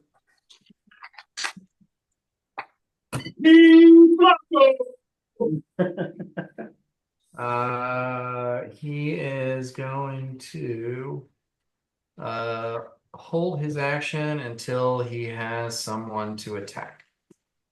On her turn, she is going to attempt to break free of the grapple. What is your combat maneuver defense? 17. 17. You have +4 for successfully getting the grapple. Okay. Wow. She got a 24 on her opposed grapple check, and she twists and pulls against you and just like slips out of your grasp like an eel and quickly swims away from you. Good call though, man. yeah, And it was a real game changer. she escapes and like almost leaps out of the water onto the shore. I started viciously barking at her.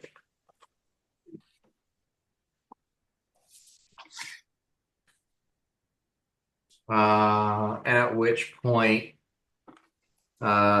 Victor is going to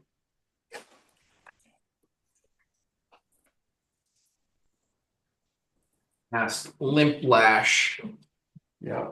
Oh yeah. And that Limp Lash forms in his ratty paw. Narjal.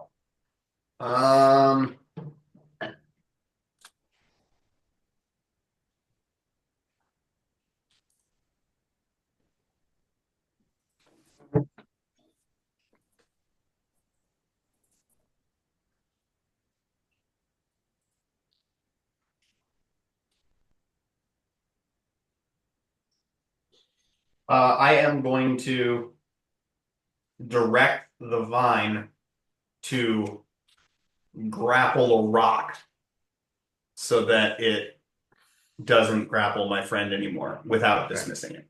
All right. So it's no longer grappling you, sir. And then I am going to Pox Pustules, DC 17, at our friend. Fortitude. So Battlefield. No, our other, his previous friend. Yeah, I do get a little confused now. Okay. Okay. A little bit. Because you called Battleton your friend. Yeah. You disengaged the rebel. That's true. I have many I'm friends. gonna let him go, and I'm just gonna blow up the skin. I'm Just go ahead. burning through his action back. Yeah. Okay, 17. That is exactly the number that you need to roll. All right. Bummer. Flick. I yell, for the love of God, someone please help Siegfried. He is not breathing. And how far away am I from this lady creature? 25, 30 feet. Okay, we'll try hideous laughter again. Give me a knowledge arcana check, please. Nat 20. Nat 20. It appears that everything that she has done has been through song. If there's only some way someone could counter her song. Oh, I do have counter song. Oh, chop her head off, dude. That'll be that's the best way to counter all of her songs. Yeah, they come out of the throat. Yeah. You know what? You guys keep being dicks. I won't use counter song, and we'll all fucking die. How about that? I know it's one. I have the power. Yeah, let's do counter song. I've never actually looked at that, so give me just a moment.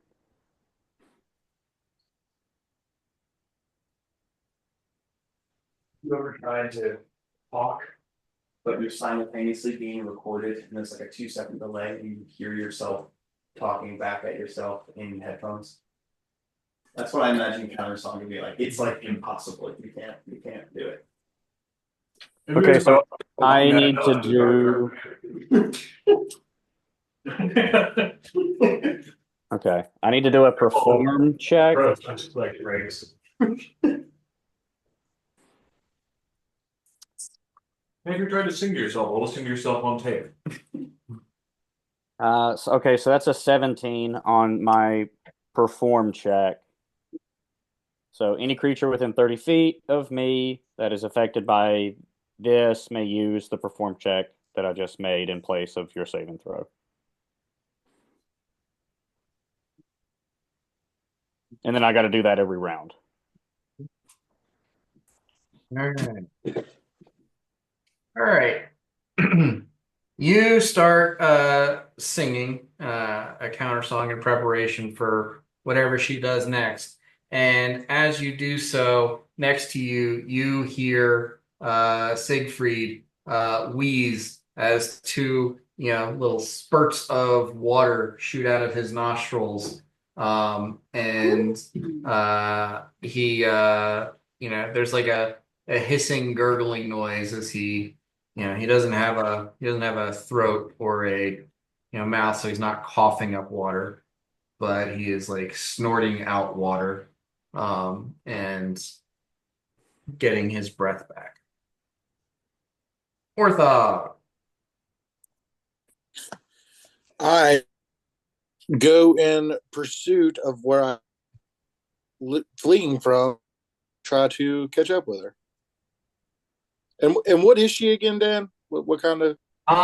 She looks like she's some sort of mixture between an elven woman, a tiefling, and like a faun, like a satyr. She's got beautiful elven features, mostly elven appearance, but she does have two horns swooping back from her temples, and her legs end in cloven hooves, and she has a thin tail with a little tuft on the end of it.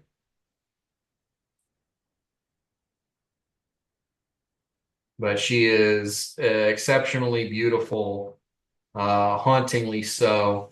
And even though, she's now dripping wet from having been drug into her pond, you can see that there's tears flowing from her eyes. Okay. So I Anime tattoos? Sorry. What? Anime tattoos? That's One Piece tattoos. You hear behind blue eyes playing gently. It's a tribal tramp stamp. Yeah. so do I catch up to her? What? So do I catch up to her? Like, so I'm coming out of the pond after her? You barely, with all your movement speed, manage to get up on shore behind her. I guess just free. I don't know. I'm trying to read. Sorry, I came in late. I'm just trying to read. Like, I want to be like, we don't want to harm you. We don't want to hurt you. Turn to mist. Use your action die. We haven't done any damage to her. I mean, you can beat her unconscious with your merciful. Yeah, Block. I know, but I'm trying not to like really hurt her because she might be like just a creature of the forest or whatever, some entity that's trying to protect, her animals or something. Well, when you came upon her, she was drowning Siegfried. So. Oh, okay. Okay, yeah. Then if I'm close enough to hit her, then I will do non-lethal damage. Okay. Sweet. That nope, no, I will not. That is a nat 1. Okay. All right.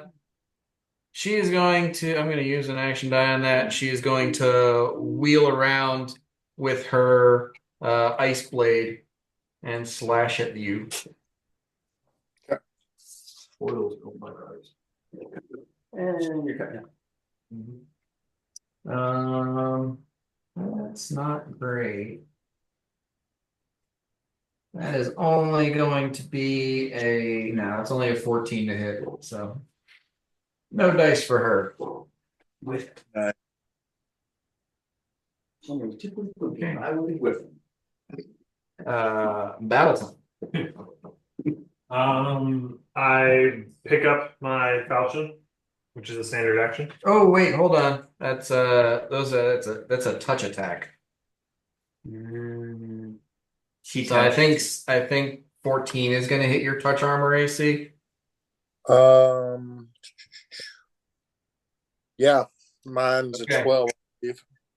All right, so you take 10 points of cold damage. Okay. You're getting all kinds of frosty. Oh yeah, snowballs, icicles. 5, 10, 15, 20, 25. Actually, I could move so much further on that first one. I forgot. I move speed. You're equipped. Yeah. So I picked up my falchion. That was a standard action, right? You can do it as part of a move action. You like scoop it up as you're walking. Cool. All right, I'll take it.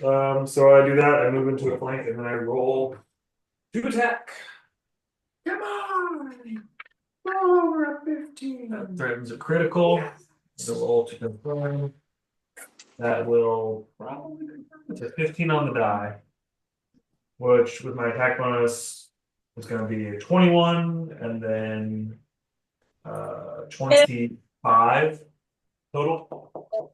25 will hit. So that confirms the critical.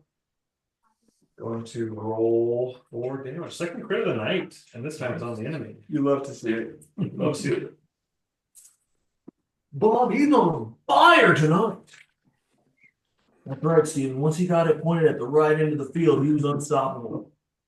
The dog will never recover. That's why he's coming out in the field with his ASPCA jacket. Okay. On the die, a 1, a 2, a 3, and a 3. So 9 on dice damage. plus 16, I think is what we said earlier, so I guess another 25. Yeah, there's no other buffs active. Okay. Here we go. Ooh, no, I have Wrath active now. So that'll double again. So 29 points of damage. Hell yeah. Oh, do I get any bonuses to damage? No, it's just bonuses to hit. Yeah. Cool. Alrighty. That was it for battle time. And on her turn, she shrieks in agony.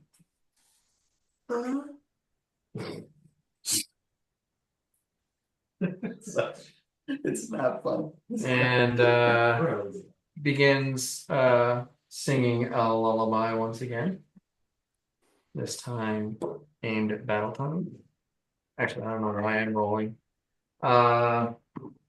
17 wasn't going to do it for the will save from the counter song. So, battle time, you got to roll your own will save. Waffles.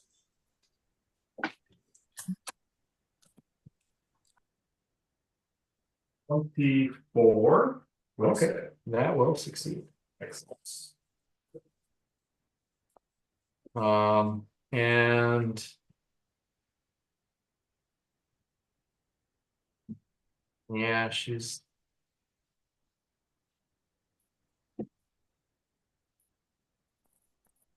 okay. She's not gonna stay there. I think she should. I think she should stay there. But you know, like that, like she looks at battle time and she looks over her shoulder at Orthog, and there's a moment of like knowing that she's gonna take some hits if she tries to run, but also knowing that staying there is going to be worse, or at least just as bad, and she dives into the water. So both of you can make attacks of opportunity on her. Or Come on, guys.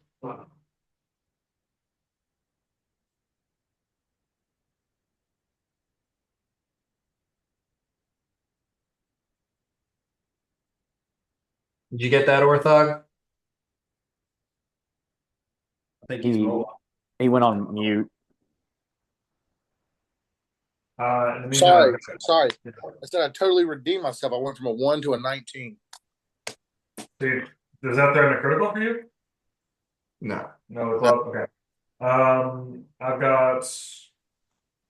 I lost my thought. Sorry.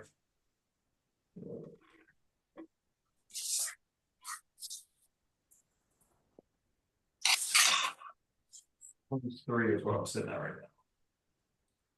23. Was that include the flank? No, it does not include flank. So 27. Okay. Okay. Pretty confident hits. Yep. Orthog, you said you roll a natural 19? Yeah. Okay. So yeah, you're definitely gonna hit. You're still going merciful? No. Oh shit, I don't know. No. I am not, but it is your call. I am just butchering her. I am going merciful. That's fair. You want to bring yourself out of it. I mean, he does do one extra d6 points of damage. Goes merciful, so. Oh, look at that. Merciful guy. You know, it's not really non-lethal yes, if he yes, just yes, knocks yes. him out and then lets him cut the head off. I mean, if I still get the kill. So right, max damage on dice. Let's see.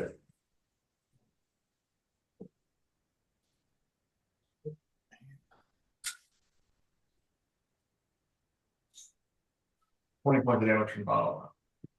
20 from the bottom.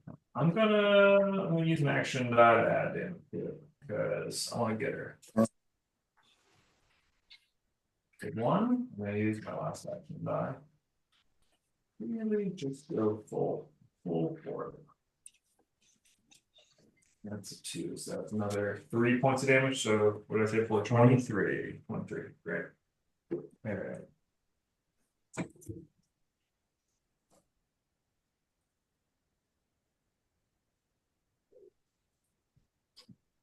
All right.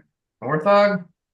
I did 25 points of damage. I rolled my regular attack plus a d6, and then I added 13. She did. Took Yeah. almost 50 points damage, 48, I think. Uh, Created 25. Yeah, 48 points of damage. So, Battletaunt, you slice her across the stomach, and Orthog, you smack her across the head. And she just like,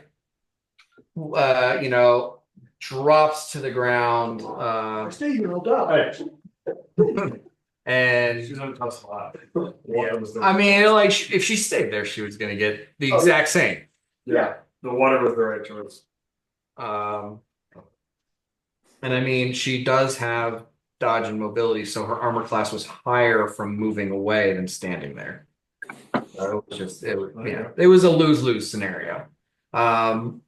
She drops to the ground and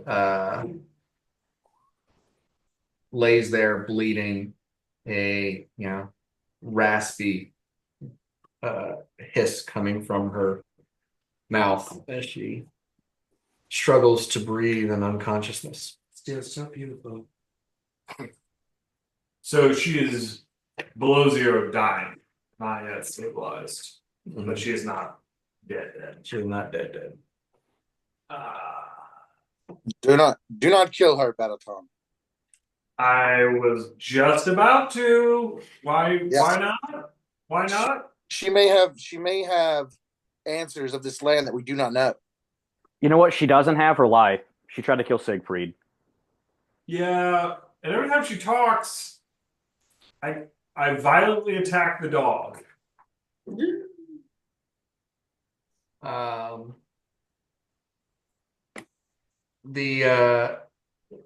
You voice your opinions here. You hear a small voice coming from behind Battleton and a little bit above. The voice says,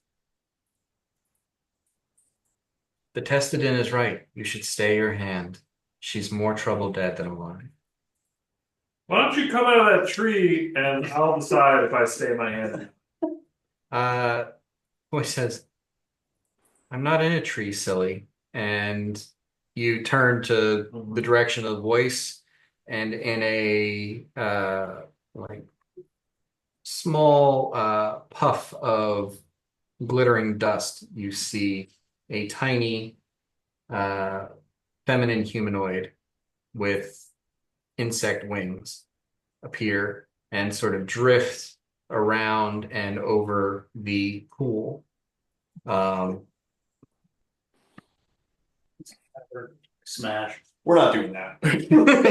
As she appears and makes herself known, I say, I point with my falchion down at what I assume is a lot of loose guts on the ground and a horribly brutalized body. And say, how is this one more trouble dead than alive? She nearly drowned my best friend's second best friend. And I point across the water at Siegfried, still coughing up water. She says,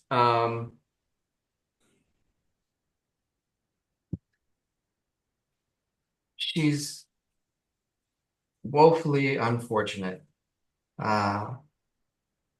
And yes, she is a danger on her own, but her sister would take great offense if you were to kill her. And that is an enemy you do not want to have. I approach.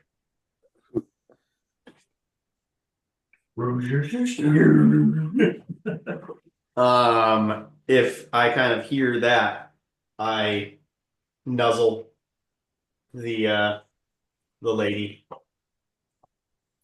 and she takes 7 points of healing. She's still well below her, But stay. well below zero, but yeah, she is stabilized. Who is she and who is her sister and what are you?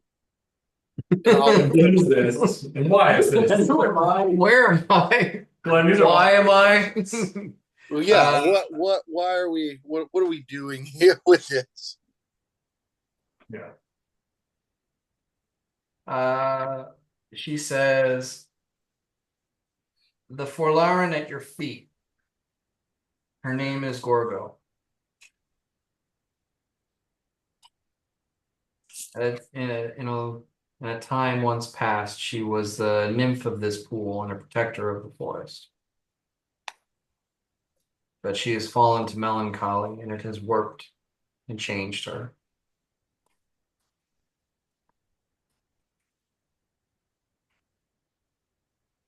I am Tisiphone.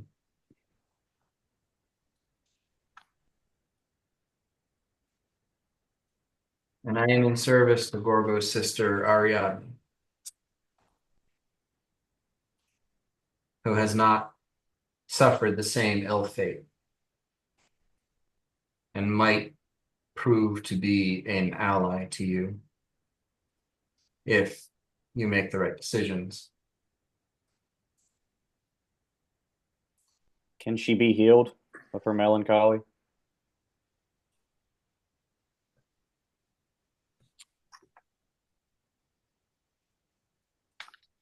There have been efforts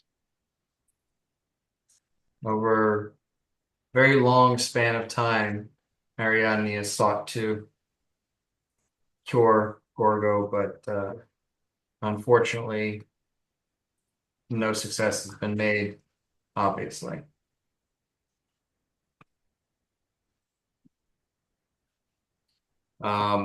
The pixie flies down to the woman and pulls a tiny toothpick-sized arrow from her quiver and taps it into the woman's neck, and says, "She'll sleep for several days and slowly heal of her wounds.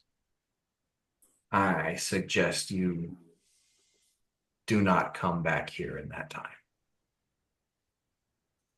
For your trouble, though, you might want to search the bottom of the pool. She has had other victims. Once you're done here, leave the dark forest, and should you hear chiming in the distance, follow it this time." And she withdraws up above the pool, and in another little puff of pixie dust, vanishes. Wait. Which way's out? Oh, shit. Yeah, that was my thought too.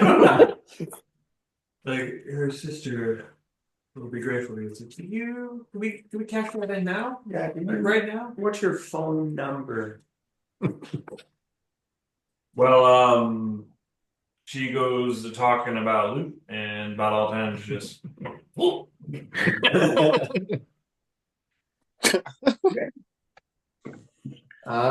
Give me an athletics check. okay.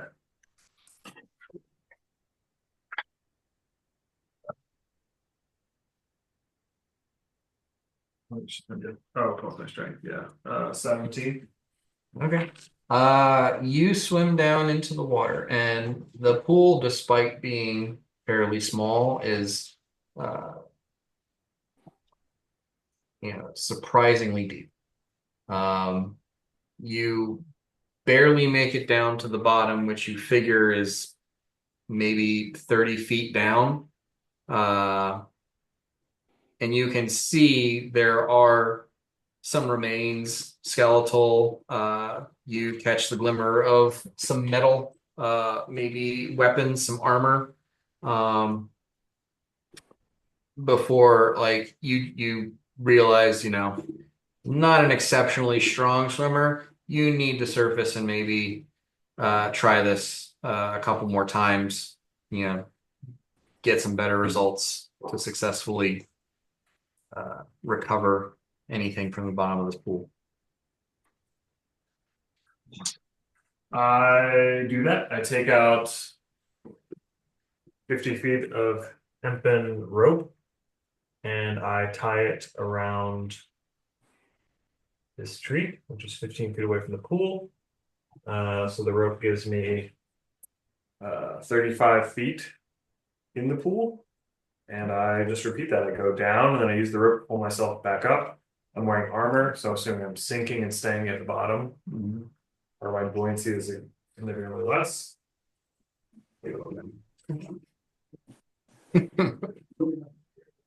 They're too comfortable with you. Yeah. Well, They want to participate. So yeah, I do that as many times as it takes. I don't know if that helps my Okay. athletics checks at all. I'll say with some effort, preparation, and the assistance of Orthog, who also sinks exceptionally well and can hold his breath a decent amount of time. You manage to recover.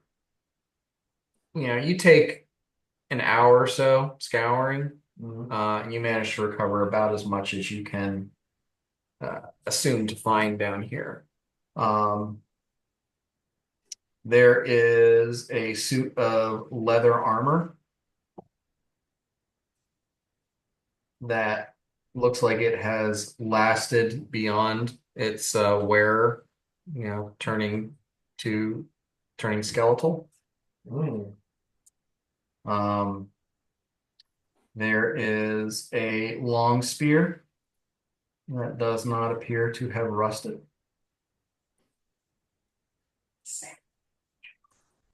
No, you would just say that. There is a collection of coins that you find at the bottom. The coin purse having long deteriorated, but scouring, you find 3 or 4 dozen coins. And there are 2 slender wands that also appear to have outlasted the deterioration of a small pouch or belt quiver that they were in that deteriorates, just like basically dissolves as soon as you touch it.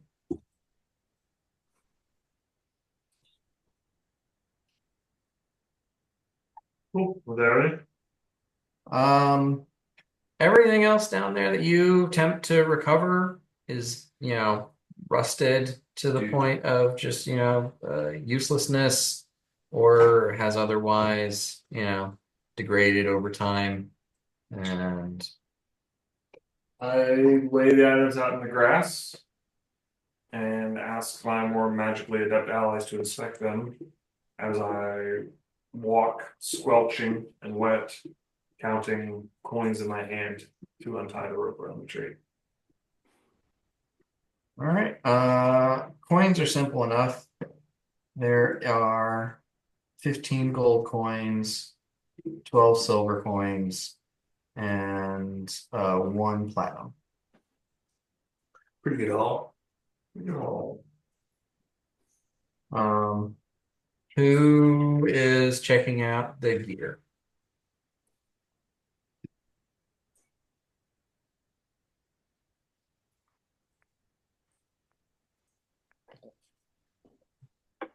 Not have knowledge or arcana. I can check it out with spellcraft. Spell. Uh, I can look for religious symbols, but I can do spellcraft or knowledge arcana. Or draw. Got an 8. All right. I couldn't say anything about it anyway. All right, Victor's gonna make some efforts here. Victor's gonna start with the wands. Okay. First wand is a wand of Cure Light Wounds.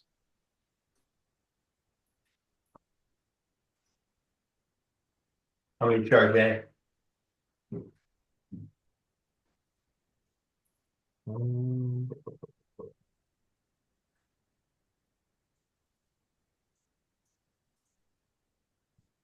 28 charge. Nice. The second wand is a wand of shield.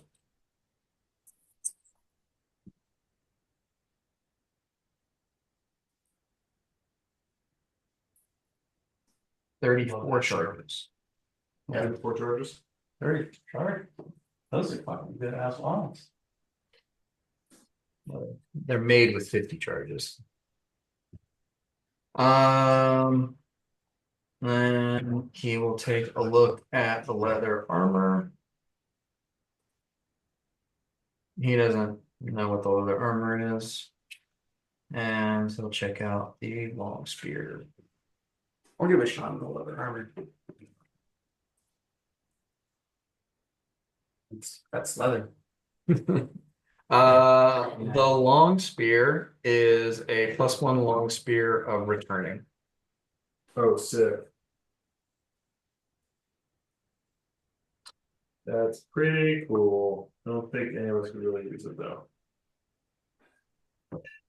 Well, I'm no if the bad guy's in the middle of a pond, Yeah. you've only got melee weapons. It sucks for that guy who was at the bottom of the pond for that weapon. Yeah. Didn't work out for him, but yeah. So we need an Arcana check on some leather armor. Is that right? Yep.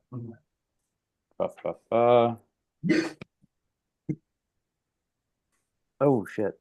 Kyle, where you going? It is my go-to name. Is it spellcraft or Arcana? It's a spellcraft check. 22. 22. And you do have detect magic, right? Do it higher. Yeah. Okay. The leather armor is +1 leather armor, but it does have a glamour effect on it. And whenever you say, if you're wearing the armor, whenever you say a color, it changes to that color. That's pretty neat.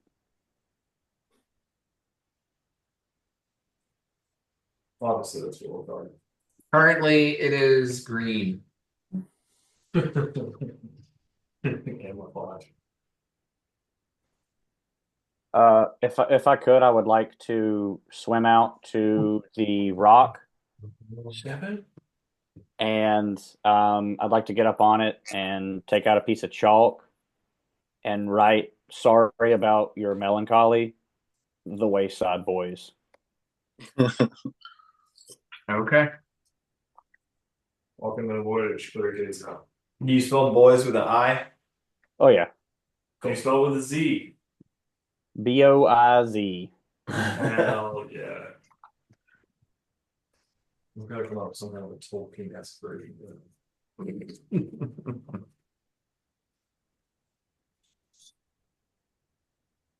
All right. And with that, you feel rather confident. There's nothing left in the bottom of the pool of value to you.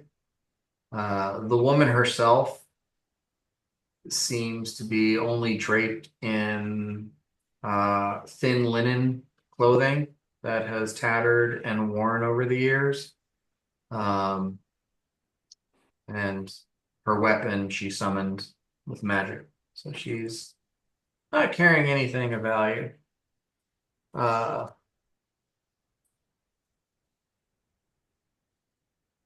But even in her sleep, she appears to be crying. She's cursed, dude. So sad. It's just such a beautiful name. Ron? I want to see if you remembered it. Gorgo. Gorgo used to be Gorgo. And with that, you guys attempt to takes Siegfried a little while to regain his composure. He's out of sorts after having nearly drowned to death, but he does manage to recover. And with that, I assume we're going to attempt to find your way out of the darkened wood. Yeah. Oh, Having gained a level. Thank you. Good idea. Yeah, it was tough out there. Dan, what if Glenn gave you all of his action die? Could we level up? Now I'm talking all 3 of Glenn's action die for that. So That's 4. Oh, you have 4. Okay. Listen, all I'm saying is it could work.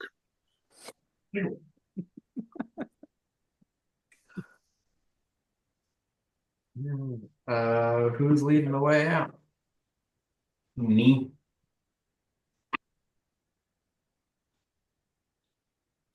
With a 32. Okay. Um, you manage to follow your way back, finding your own tracks and following them uh, through the dense foliage to where the space begins to open up once again. The colors return to the forest, and the light through the canopy becomes significantly brighter. Uh, and yeah, Narjal, you feel that agoraphobia, tugging back at you, but you've managed to overcome it. Now it's just a unsettling sort of reminder that you are not in Yanjing anymore. Don't love it. Um, and once you start retracing your steps in the open forest, you begin to hear the sound of chiming in the distance. She said next time follow it. So I followed the Yeah. timing. Are you on top of me? Uppies? Always uppies. He's riding hand on the pommel Hell yeah. and then one hand on the saxophone. Let's fucking go. You love to see it. Yeah. You have like 4 hours. Yeah, that's it. So like you were in dog form since you left the camp this morning. No, I was in dog form once we realized we lost Siegfried. I said, hop on, and turned into a Oh, dog. right. Okay. Right. So you maintain dog form, right, all the way to arriving, in another clearing, uh, with another pond. And this time you see just beyond that pond a large stone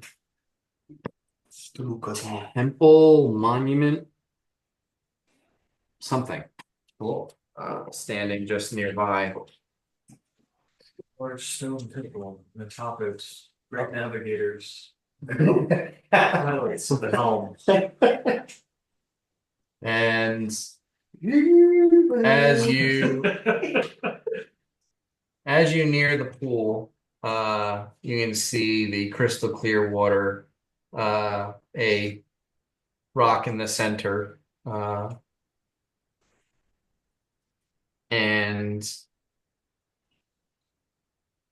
you hear a voice from behind you, softly tell the group of you,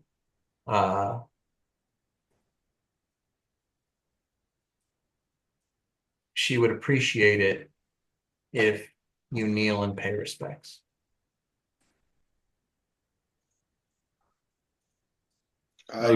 Sure. Yeah, I know. I go to kneel down. Okay. You had me at pay. So you all kneel down and offer respect. And as you do, you see appearing from an illusion of invisibility a beautiful woman, easily more beautiful than any other woman you've ever seen in your life.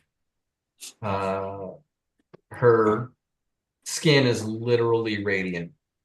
It gives off light, a pale golden color,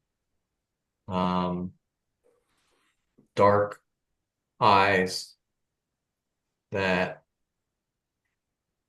are deep, that swallow your gaze, and a enchanting smile that you get the impression is just for you.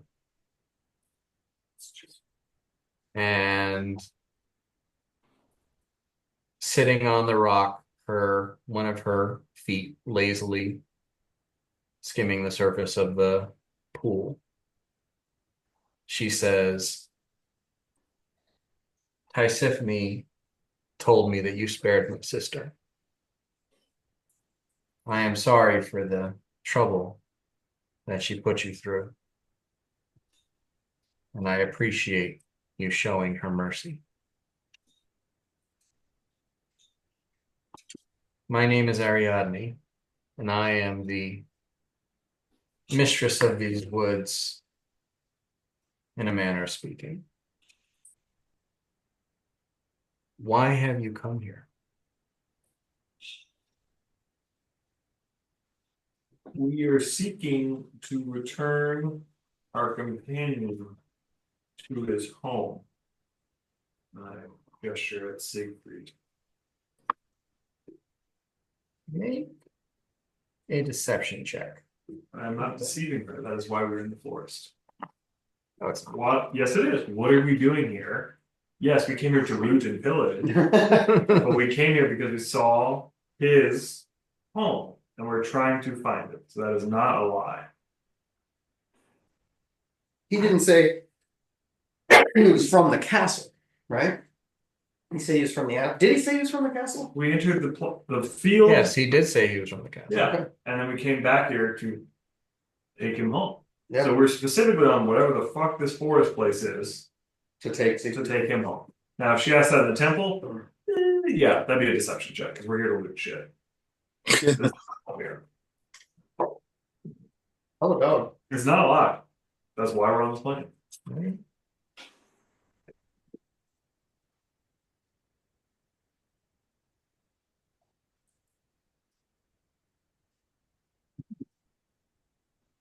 I specifically don't get to loot shit. Stuart?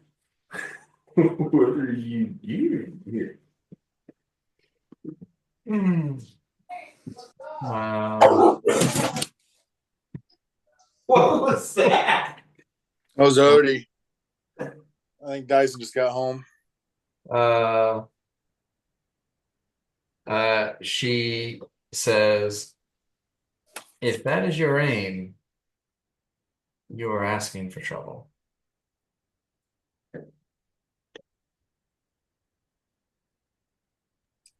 Why? Why would be us bringing him home bring us so much trouble?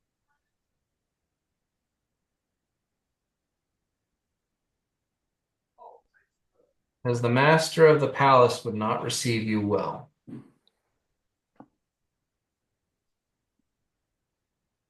We originate from a different plane of existence, so our knowledge here is very limited. I dare say we know nothing. It comes as a surprise to me. I would have never guessed. That I think hurts a what little. you're trying to say is, could you fill us in on why that's a bad idea and why and frankly, who the master is? She says, well, you understand the nature of your compatriot, don't you? He is a kobold of some make, but he is the first we've encountered. And he is the spawn of a dragon. And the dragon is the master of the palace. Aren't some dragons good? And some are evil. And in this case, I would best classify him as territorial.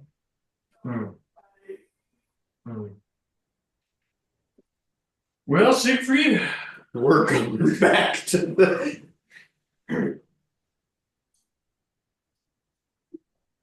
anything you want to add, What? champ? What is he territorial of? This entire forest, or is he protecting from outsiders? What? I would say that the astral dragon would claim anything in its sight as its own.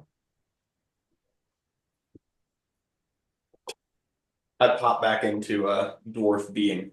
And I go, that doesn't sound very inviting. No. Flick falls off your back.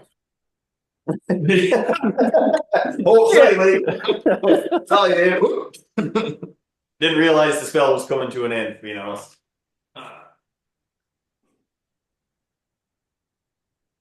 I would love to share more with you, but there are more eyes and ears of his than I care to um, deal with. And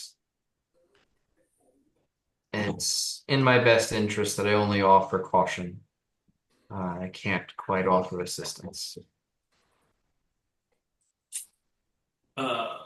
Siegfried, sounds like if we take you to your dad's gonna maybe kill us, all of us. Siegfried, yeah, probably would want to take all of your stuff. Yeah. You think you got it from here, bud? Oh, I'm pretty sure I'd die by myself. That's why I just sat in that room hoping that nothing would kill me. Mm. Mm. What if we just Can he stay here? Oh, definitely not. Yeah, after some ground, so really easy.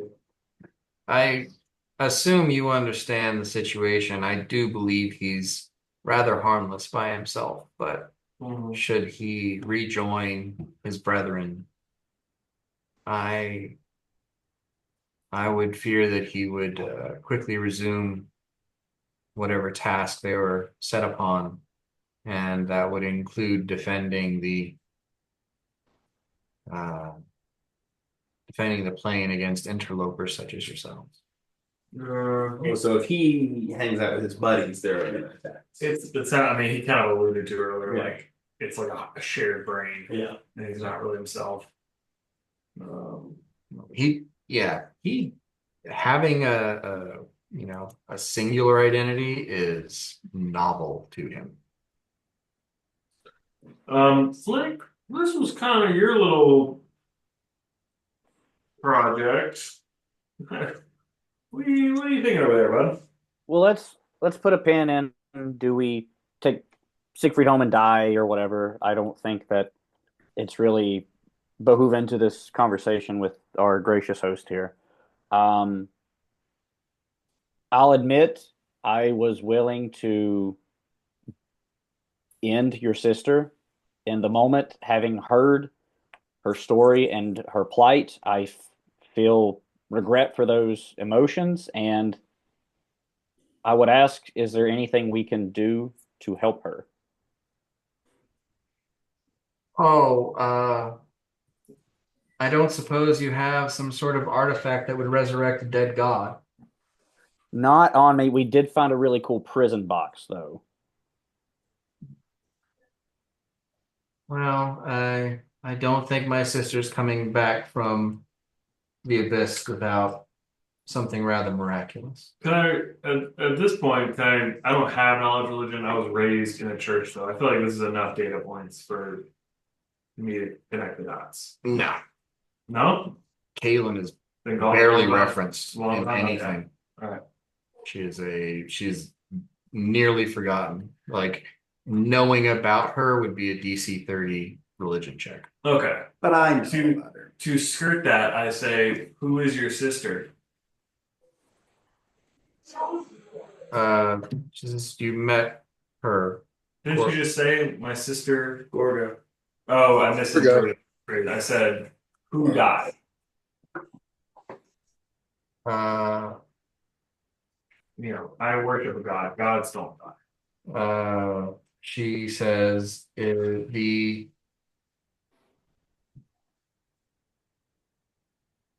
previous mistress of this realm, the creator of it, Mm-hmm.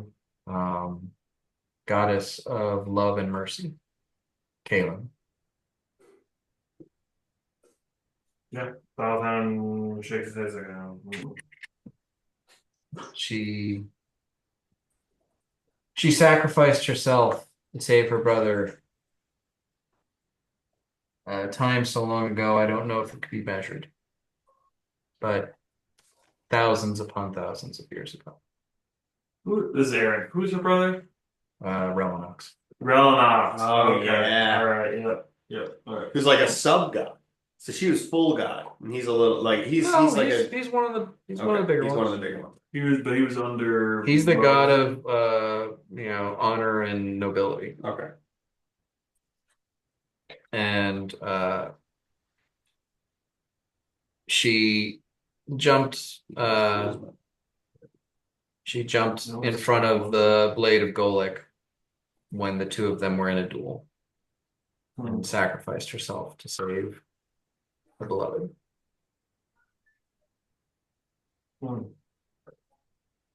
And since then, many here have been. Oh, we've met them. Yeah, probably the guy who was sitting there kind of just staring at the wall. Yeah, comes to mind. So Flick, we can't help out with this impossible project either. What do you want to do with the first one we took on? Well, if we could ask for directions out of this place, because I think we are kind of lost still on how to get back to the temple and the castle area. Then we can go from there. Yeah, we can leave. She not like doesn't stand up, like almost drifts up from her seated position to a standing position and then walks across the surface of the water towards the temple. And as she does, she, turns and beckons you to follow, with one finger, and all of your hearts skip a beat as she does so. Unless one of you's gay. I haven't gotten into that. I just want 3 hairs from her golden head. Yeah. I just hope she's 6 feet tall. Yeah. Probably 6'4"-ish, and her hair is black. Gross. Your head is golden. Her head's golden. Yeah. Her hair is black. Yeah. Gross. You just gotta think about like, oh, you're hot, but like, what's the shower train gonna be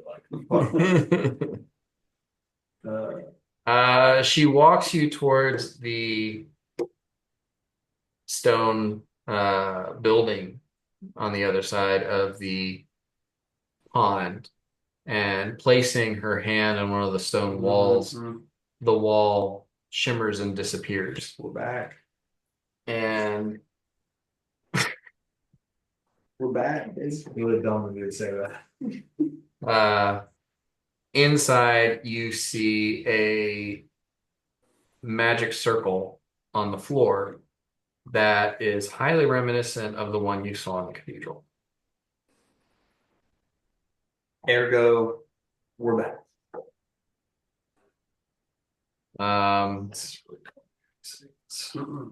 We're back here. She says, you found something that allowed you to traverse from the cathedral to the forest. Yes, sir. Yes, ma'am. We did. Oh, would you like us to produce it for you? Well, hold on. It's not off right there. No, I just thought I'd bring it up. Okay, cool. We did, yes. Yeah. I think she wants it. She just smiles and stands there looking at the group of you. We hand her. Just one moment. Who has it? Yeah, I think you have everything because you're demanding. Yeah. All right. Some time passes. 1 second. Oh yeah. 1 minute. 5 awkward minutes. minutes of me fumbling through the haversack pass until I find it. Which is amazing. Whatever you're looking for in the haversack is automatically on the top. To Is it? fill Okay, then that doesn't happen because Your I didn't know crew being that. doesn't want to give it up. Flick Oh, I think she could finish a sentence. She's too mystical. I would like to bring up, a secondary or maybe even a tertiary task we have involves finding more materials that produce things like this, and I hold up my saxophone. Are you guys not say hi? Yeah. Do you know I don't want of any orichalcum, as we call it, or Ben steel that we could procure while we're in this realm? She says, "Oh, orichalcum.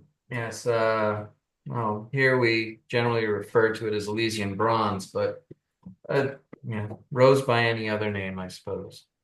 Uh, but you'll find that material numerous places on the plane. It is the metal of the gods, and this is a god's realm. So, uh, some of the fallen angels still carry weapons and armor made of it. Some of the decorations of the buildings have bits and pieces of it. What? The janitor. Yeah, the He's got one. Right. Right. So you'll find it all around. It's not really something of value to me, but she reaches up and touches some of the accents on the stone temple, and there is orichalcum there. She says, "I'd rather you not take it from well, at least not from this place." Certainly. Also, that would be unwise of you as well. To plunder it all. I think she well, that's not what she was saying. Like, please don't take mine. And also, She- it'd be a bad idea if you did. She takes a deep breath and sort of releases a sigh and says, "I trust you enough to offer you this warning." And she looks up to the top of the stone temple, and you see a shimmer on the roof of the building, and appearing there, as though hidden on a slightly different dimension, you see a massive, what appears to be orichalcum statue of a dragon sitting in like a guardian pose. And she says, "You would not want to awaken him. At least you would not want to awaken him in iron." Damn. And she draws her gaze back down to the rest of you, and you see, the space and reality sort of warp around, and the dragon disappears from your sight. She takes the gemstone that you have and looks at it and says, it's incomplete. I don't have anything that I could give you to help furnish it fully, but you may be able to find the rest of, somewhere. And she hands it back and says, "So long as you have it, and this piece does seem to be attuned to both the forest and the cathedral.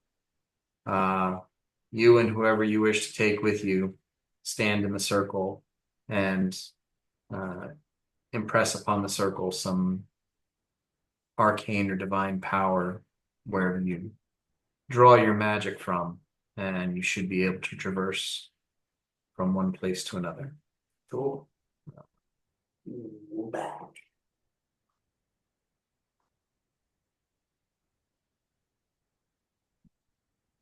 amount of time we have teleported into absolute shit situations. Very bold of you to just see a teleportation ring there. Yeah, we're back. Now you're in the ocean on a planet. She says, I would request that since this circle here is in my private sanctum, don't don't come here unannounced or without without dire purpose. But if you announce yourselves ahead of time and or you have a strong need, then I would be willing to assist you in the future. This is good to know. Yeah. So we are back at the cathedral? There we go. I mean, she just told you how it worked and that you could use it. She didn't hurry you out the door. If we were to in the future announce ourselves, what is the best way to do so? To contact you. So there are some magic spells that would suffice. I don't know if they are yet within your repertoire, but there are some that exist. Basically, we gotta do ascending spell, Glenn. We do the I don't see any reason to dawdle. Or Terry, do you guys have anything else you want out of this? No, thank you for all your help. Carries for claw. Hey, thank you for your service. I step into the circle. I step with you. We step together. I got you. Follow. Yeah, spell never broke. It was a long play. Okay. And basically, in order to travel back to the cathedrals, one of you has to expend a first level spell. Yeah, those. I will. I can expend a first level, Okay. but I will say that we all have to hold hands. Oh, absolutely. Yeah, that is the way. As established by Largo Fayborn in the first age. All right. You guys join hands. Completely unnecessarily. Flick casts first level spell into the circle, and the stone glows in Battlecon's hand. You feel reality warp around you, and you blink once, and you find yourself in the cathedral. And this is like near the vault. Yeah, like basically Yeah, it's right there. right on the other end other end of this room is the vault door. That is quite cool. Cool. We got we gained a new spawn point. We'll keep going. It's not a spawn point, it's a waypoint. Well, we yeah. Yeah, you can go back. We're ascending. We should kill Siegfried. Or just I'm sorry. put him back. I'm sorry, what? What was that? This is Aaron talking, but I mean, we can also character talk it. But I mean, I would say, as Aaron, we should put Siegfried back in his room and have a very serious adult conversation about what we do with Siegfried. Or we somehow free him from his bond. No. We persisted in this endeavor with the hope that would be an asset, and we have now found out he's a liability. Yeah. And I don't think leaving a evil and possessive dragon spawn right by the vault is a good idea. Siegfried, would you mind going to your room so we can have a quick discussion, sir? He says, if you could unlock the door. Certainly. I think we need to, I think there is greater plot yet to be found, Siegfried. So Siegfried's in his room. I see a couple pass forward. We just keep him around. He's a good time. He is a good time. Honorary wayside boy. Name the funniest thing Siegfried has ever said. He He is a drowned. Name the saddest thing he's ever said. Name anything he's ever said. He's a good time. He is Yeah. handy to translate for Narshal when he's in animal form. That's what I'm talking. I'm just I mean that's the one useful thing that he's been doing. Sometimes he shoots a laser beam out of his head. I think he's done that once or twice. Which is scary. He whipped that rock at that one guy. I don't think he hit him, but that was like cool as shit that he tried. It was nice of him, if nothing else.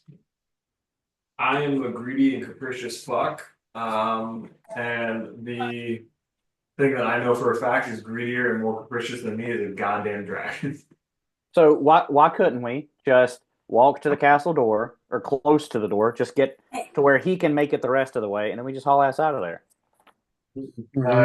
We give him a nice little crystal and we say, "Good luck, champ," and send him on his way. Honestly, fuck one little boy. I wanted to get We're in there. I think I'm not ready to say goodbye to Siegfried yet. He's a good time boy. Yeah, I hear you. Blake, will you go to your room for a little bit? I don't have a room. All right, let's go to the room in your mind because what is this the second or the third time Flick's gotten a boner for a little project? Creature. Yeah. Yeah, and then it kind of is a fucking nightmare. Raise Yeah. your hand if you struck a dog with a sword in the past 24 hours. I absolutely struck a dog with a sword. Yep. It was me. I'm the dog. Well, it was a Kushi with it. I don't see how he's an asset anymore. He's not. But he's cute and Flick likes him, so he stays.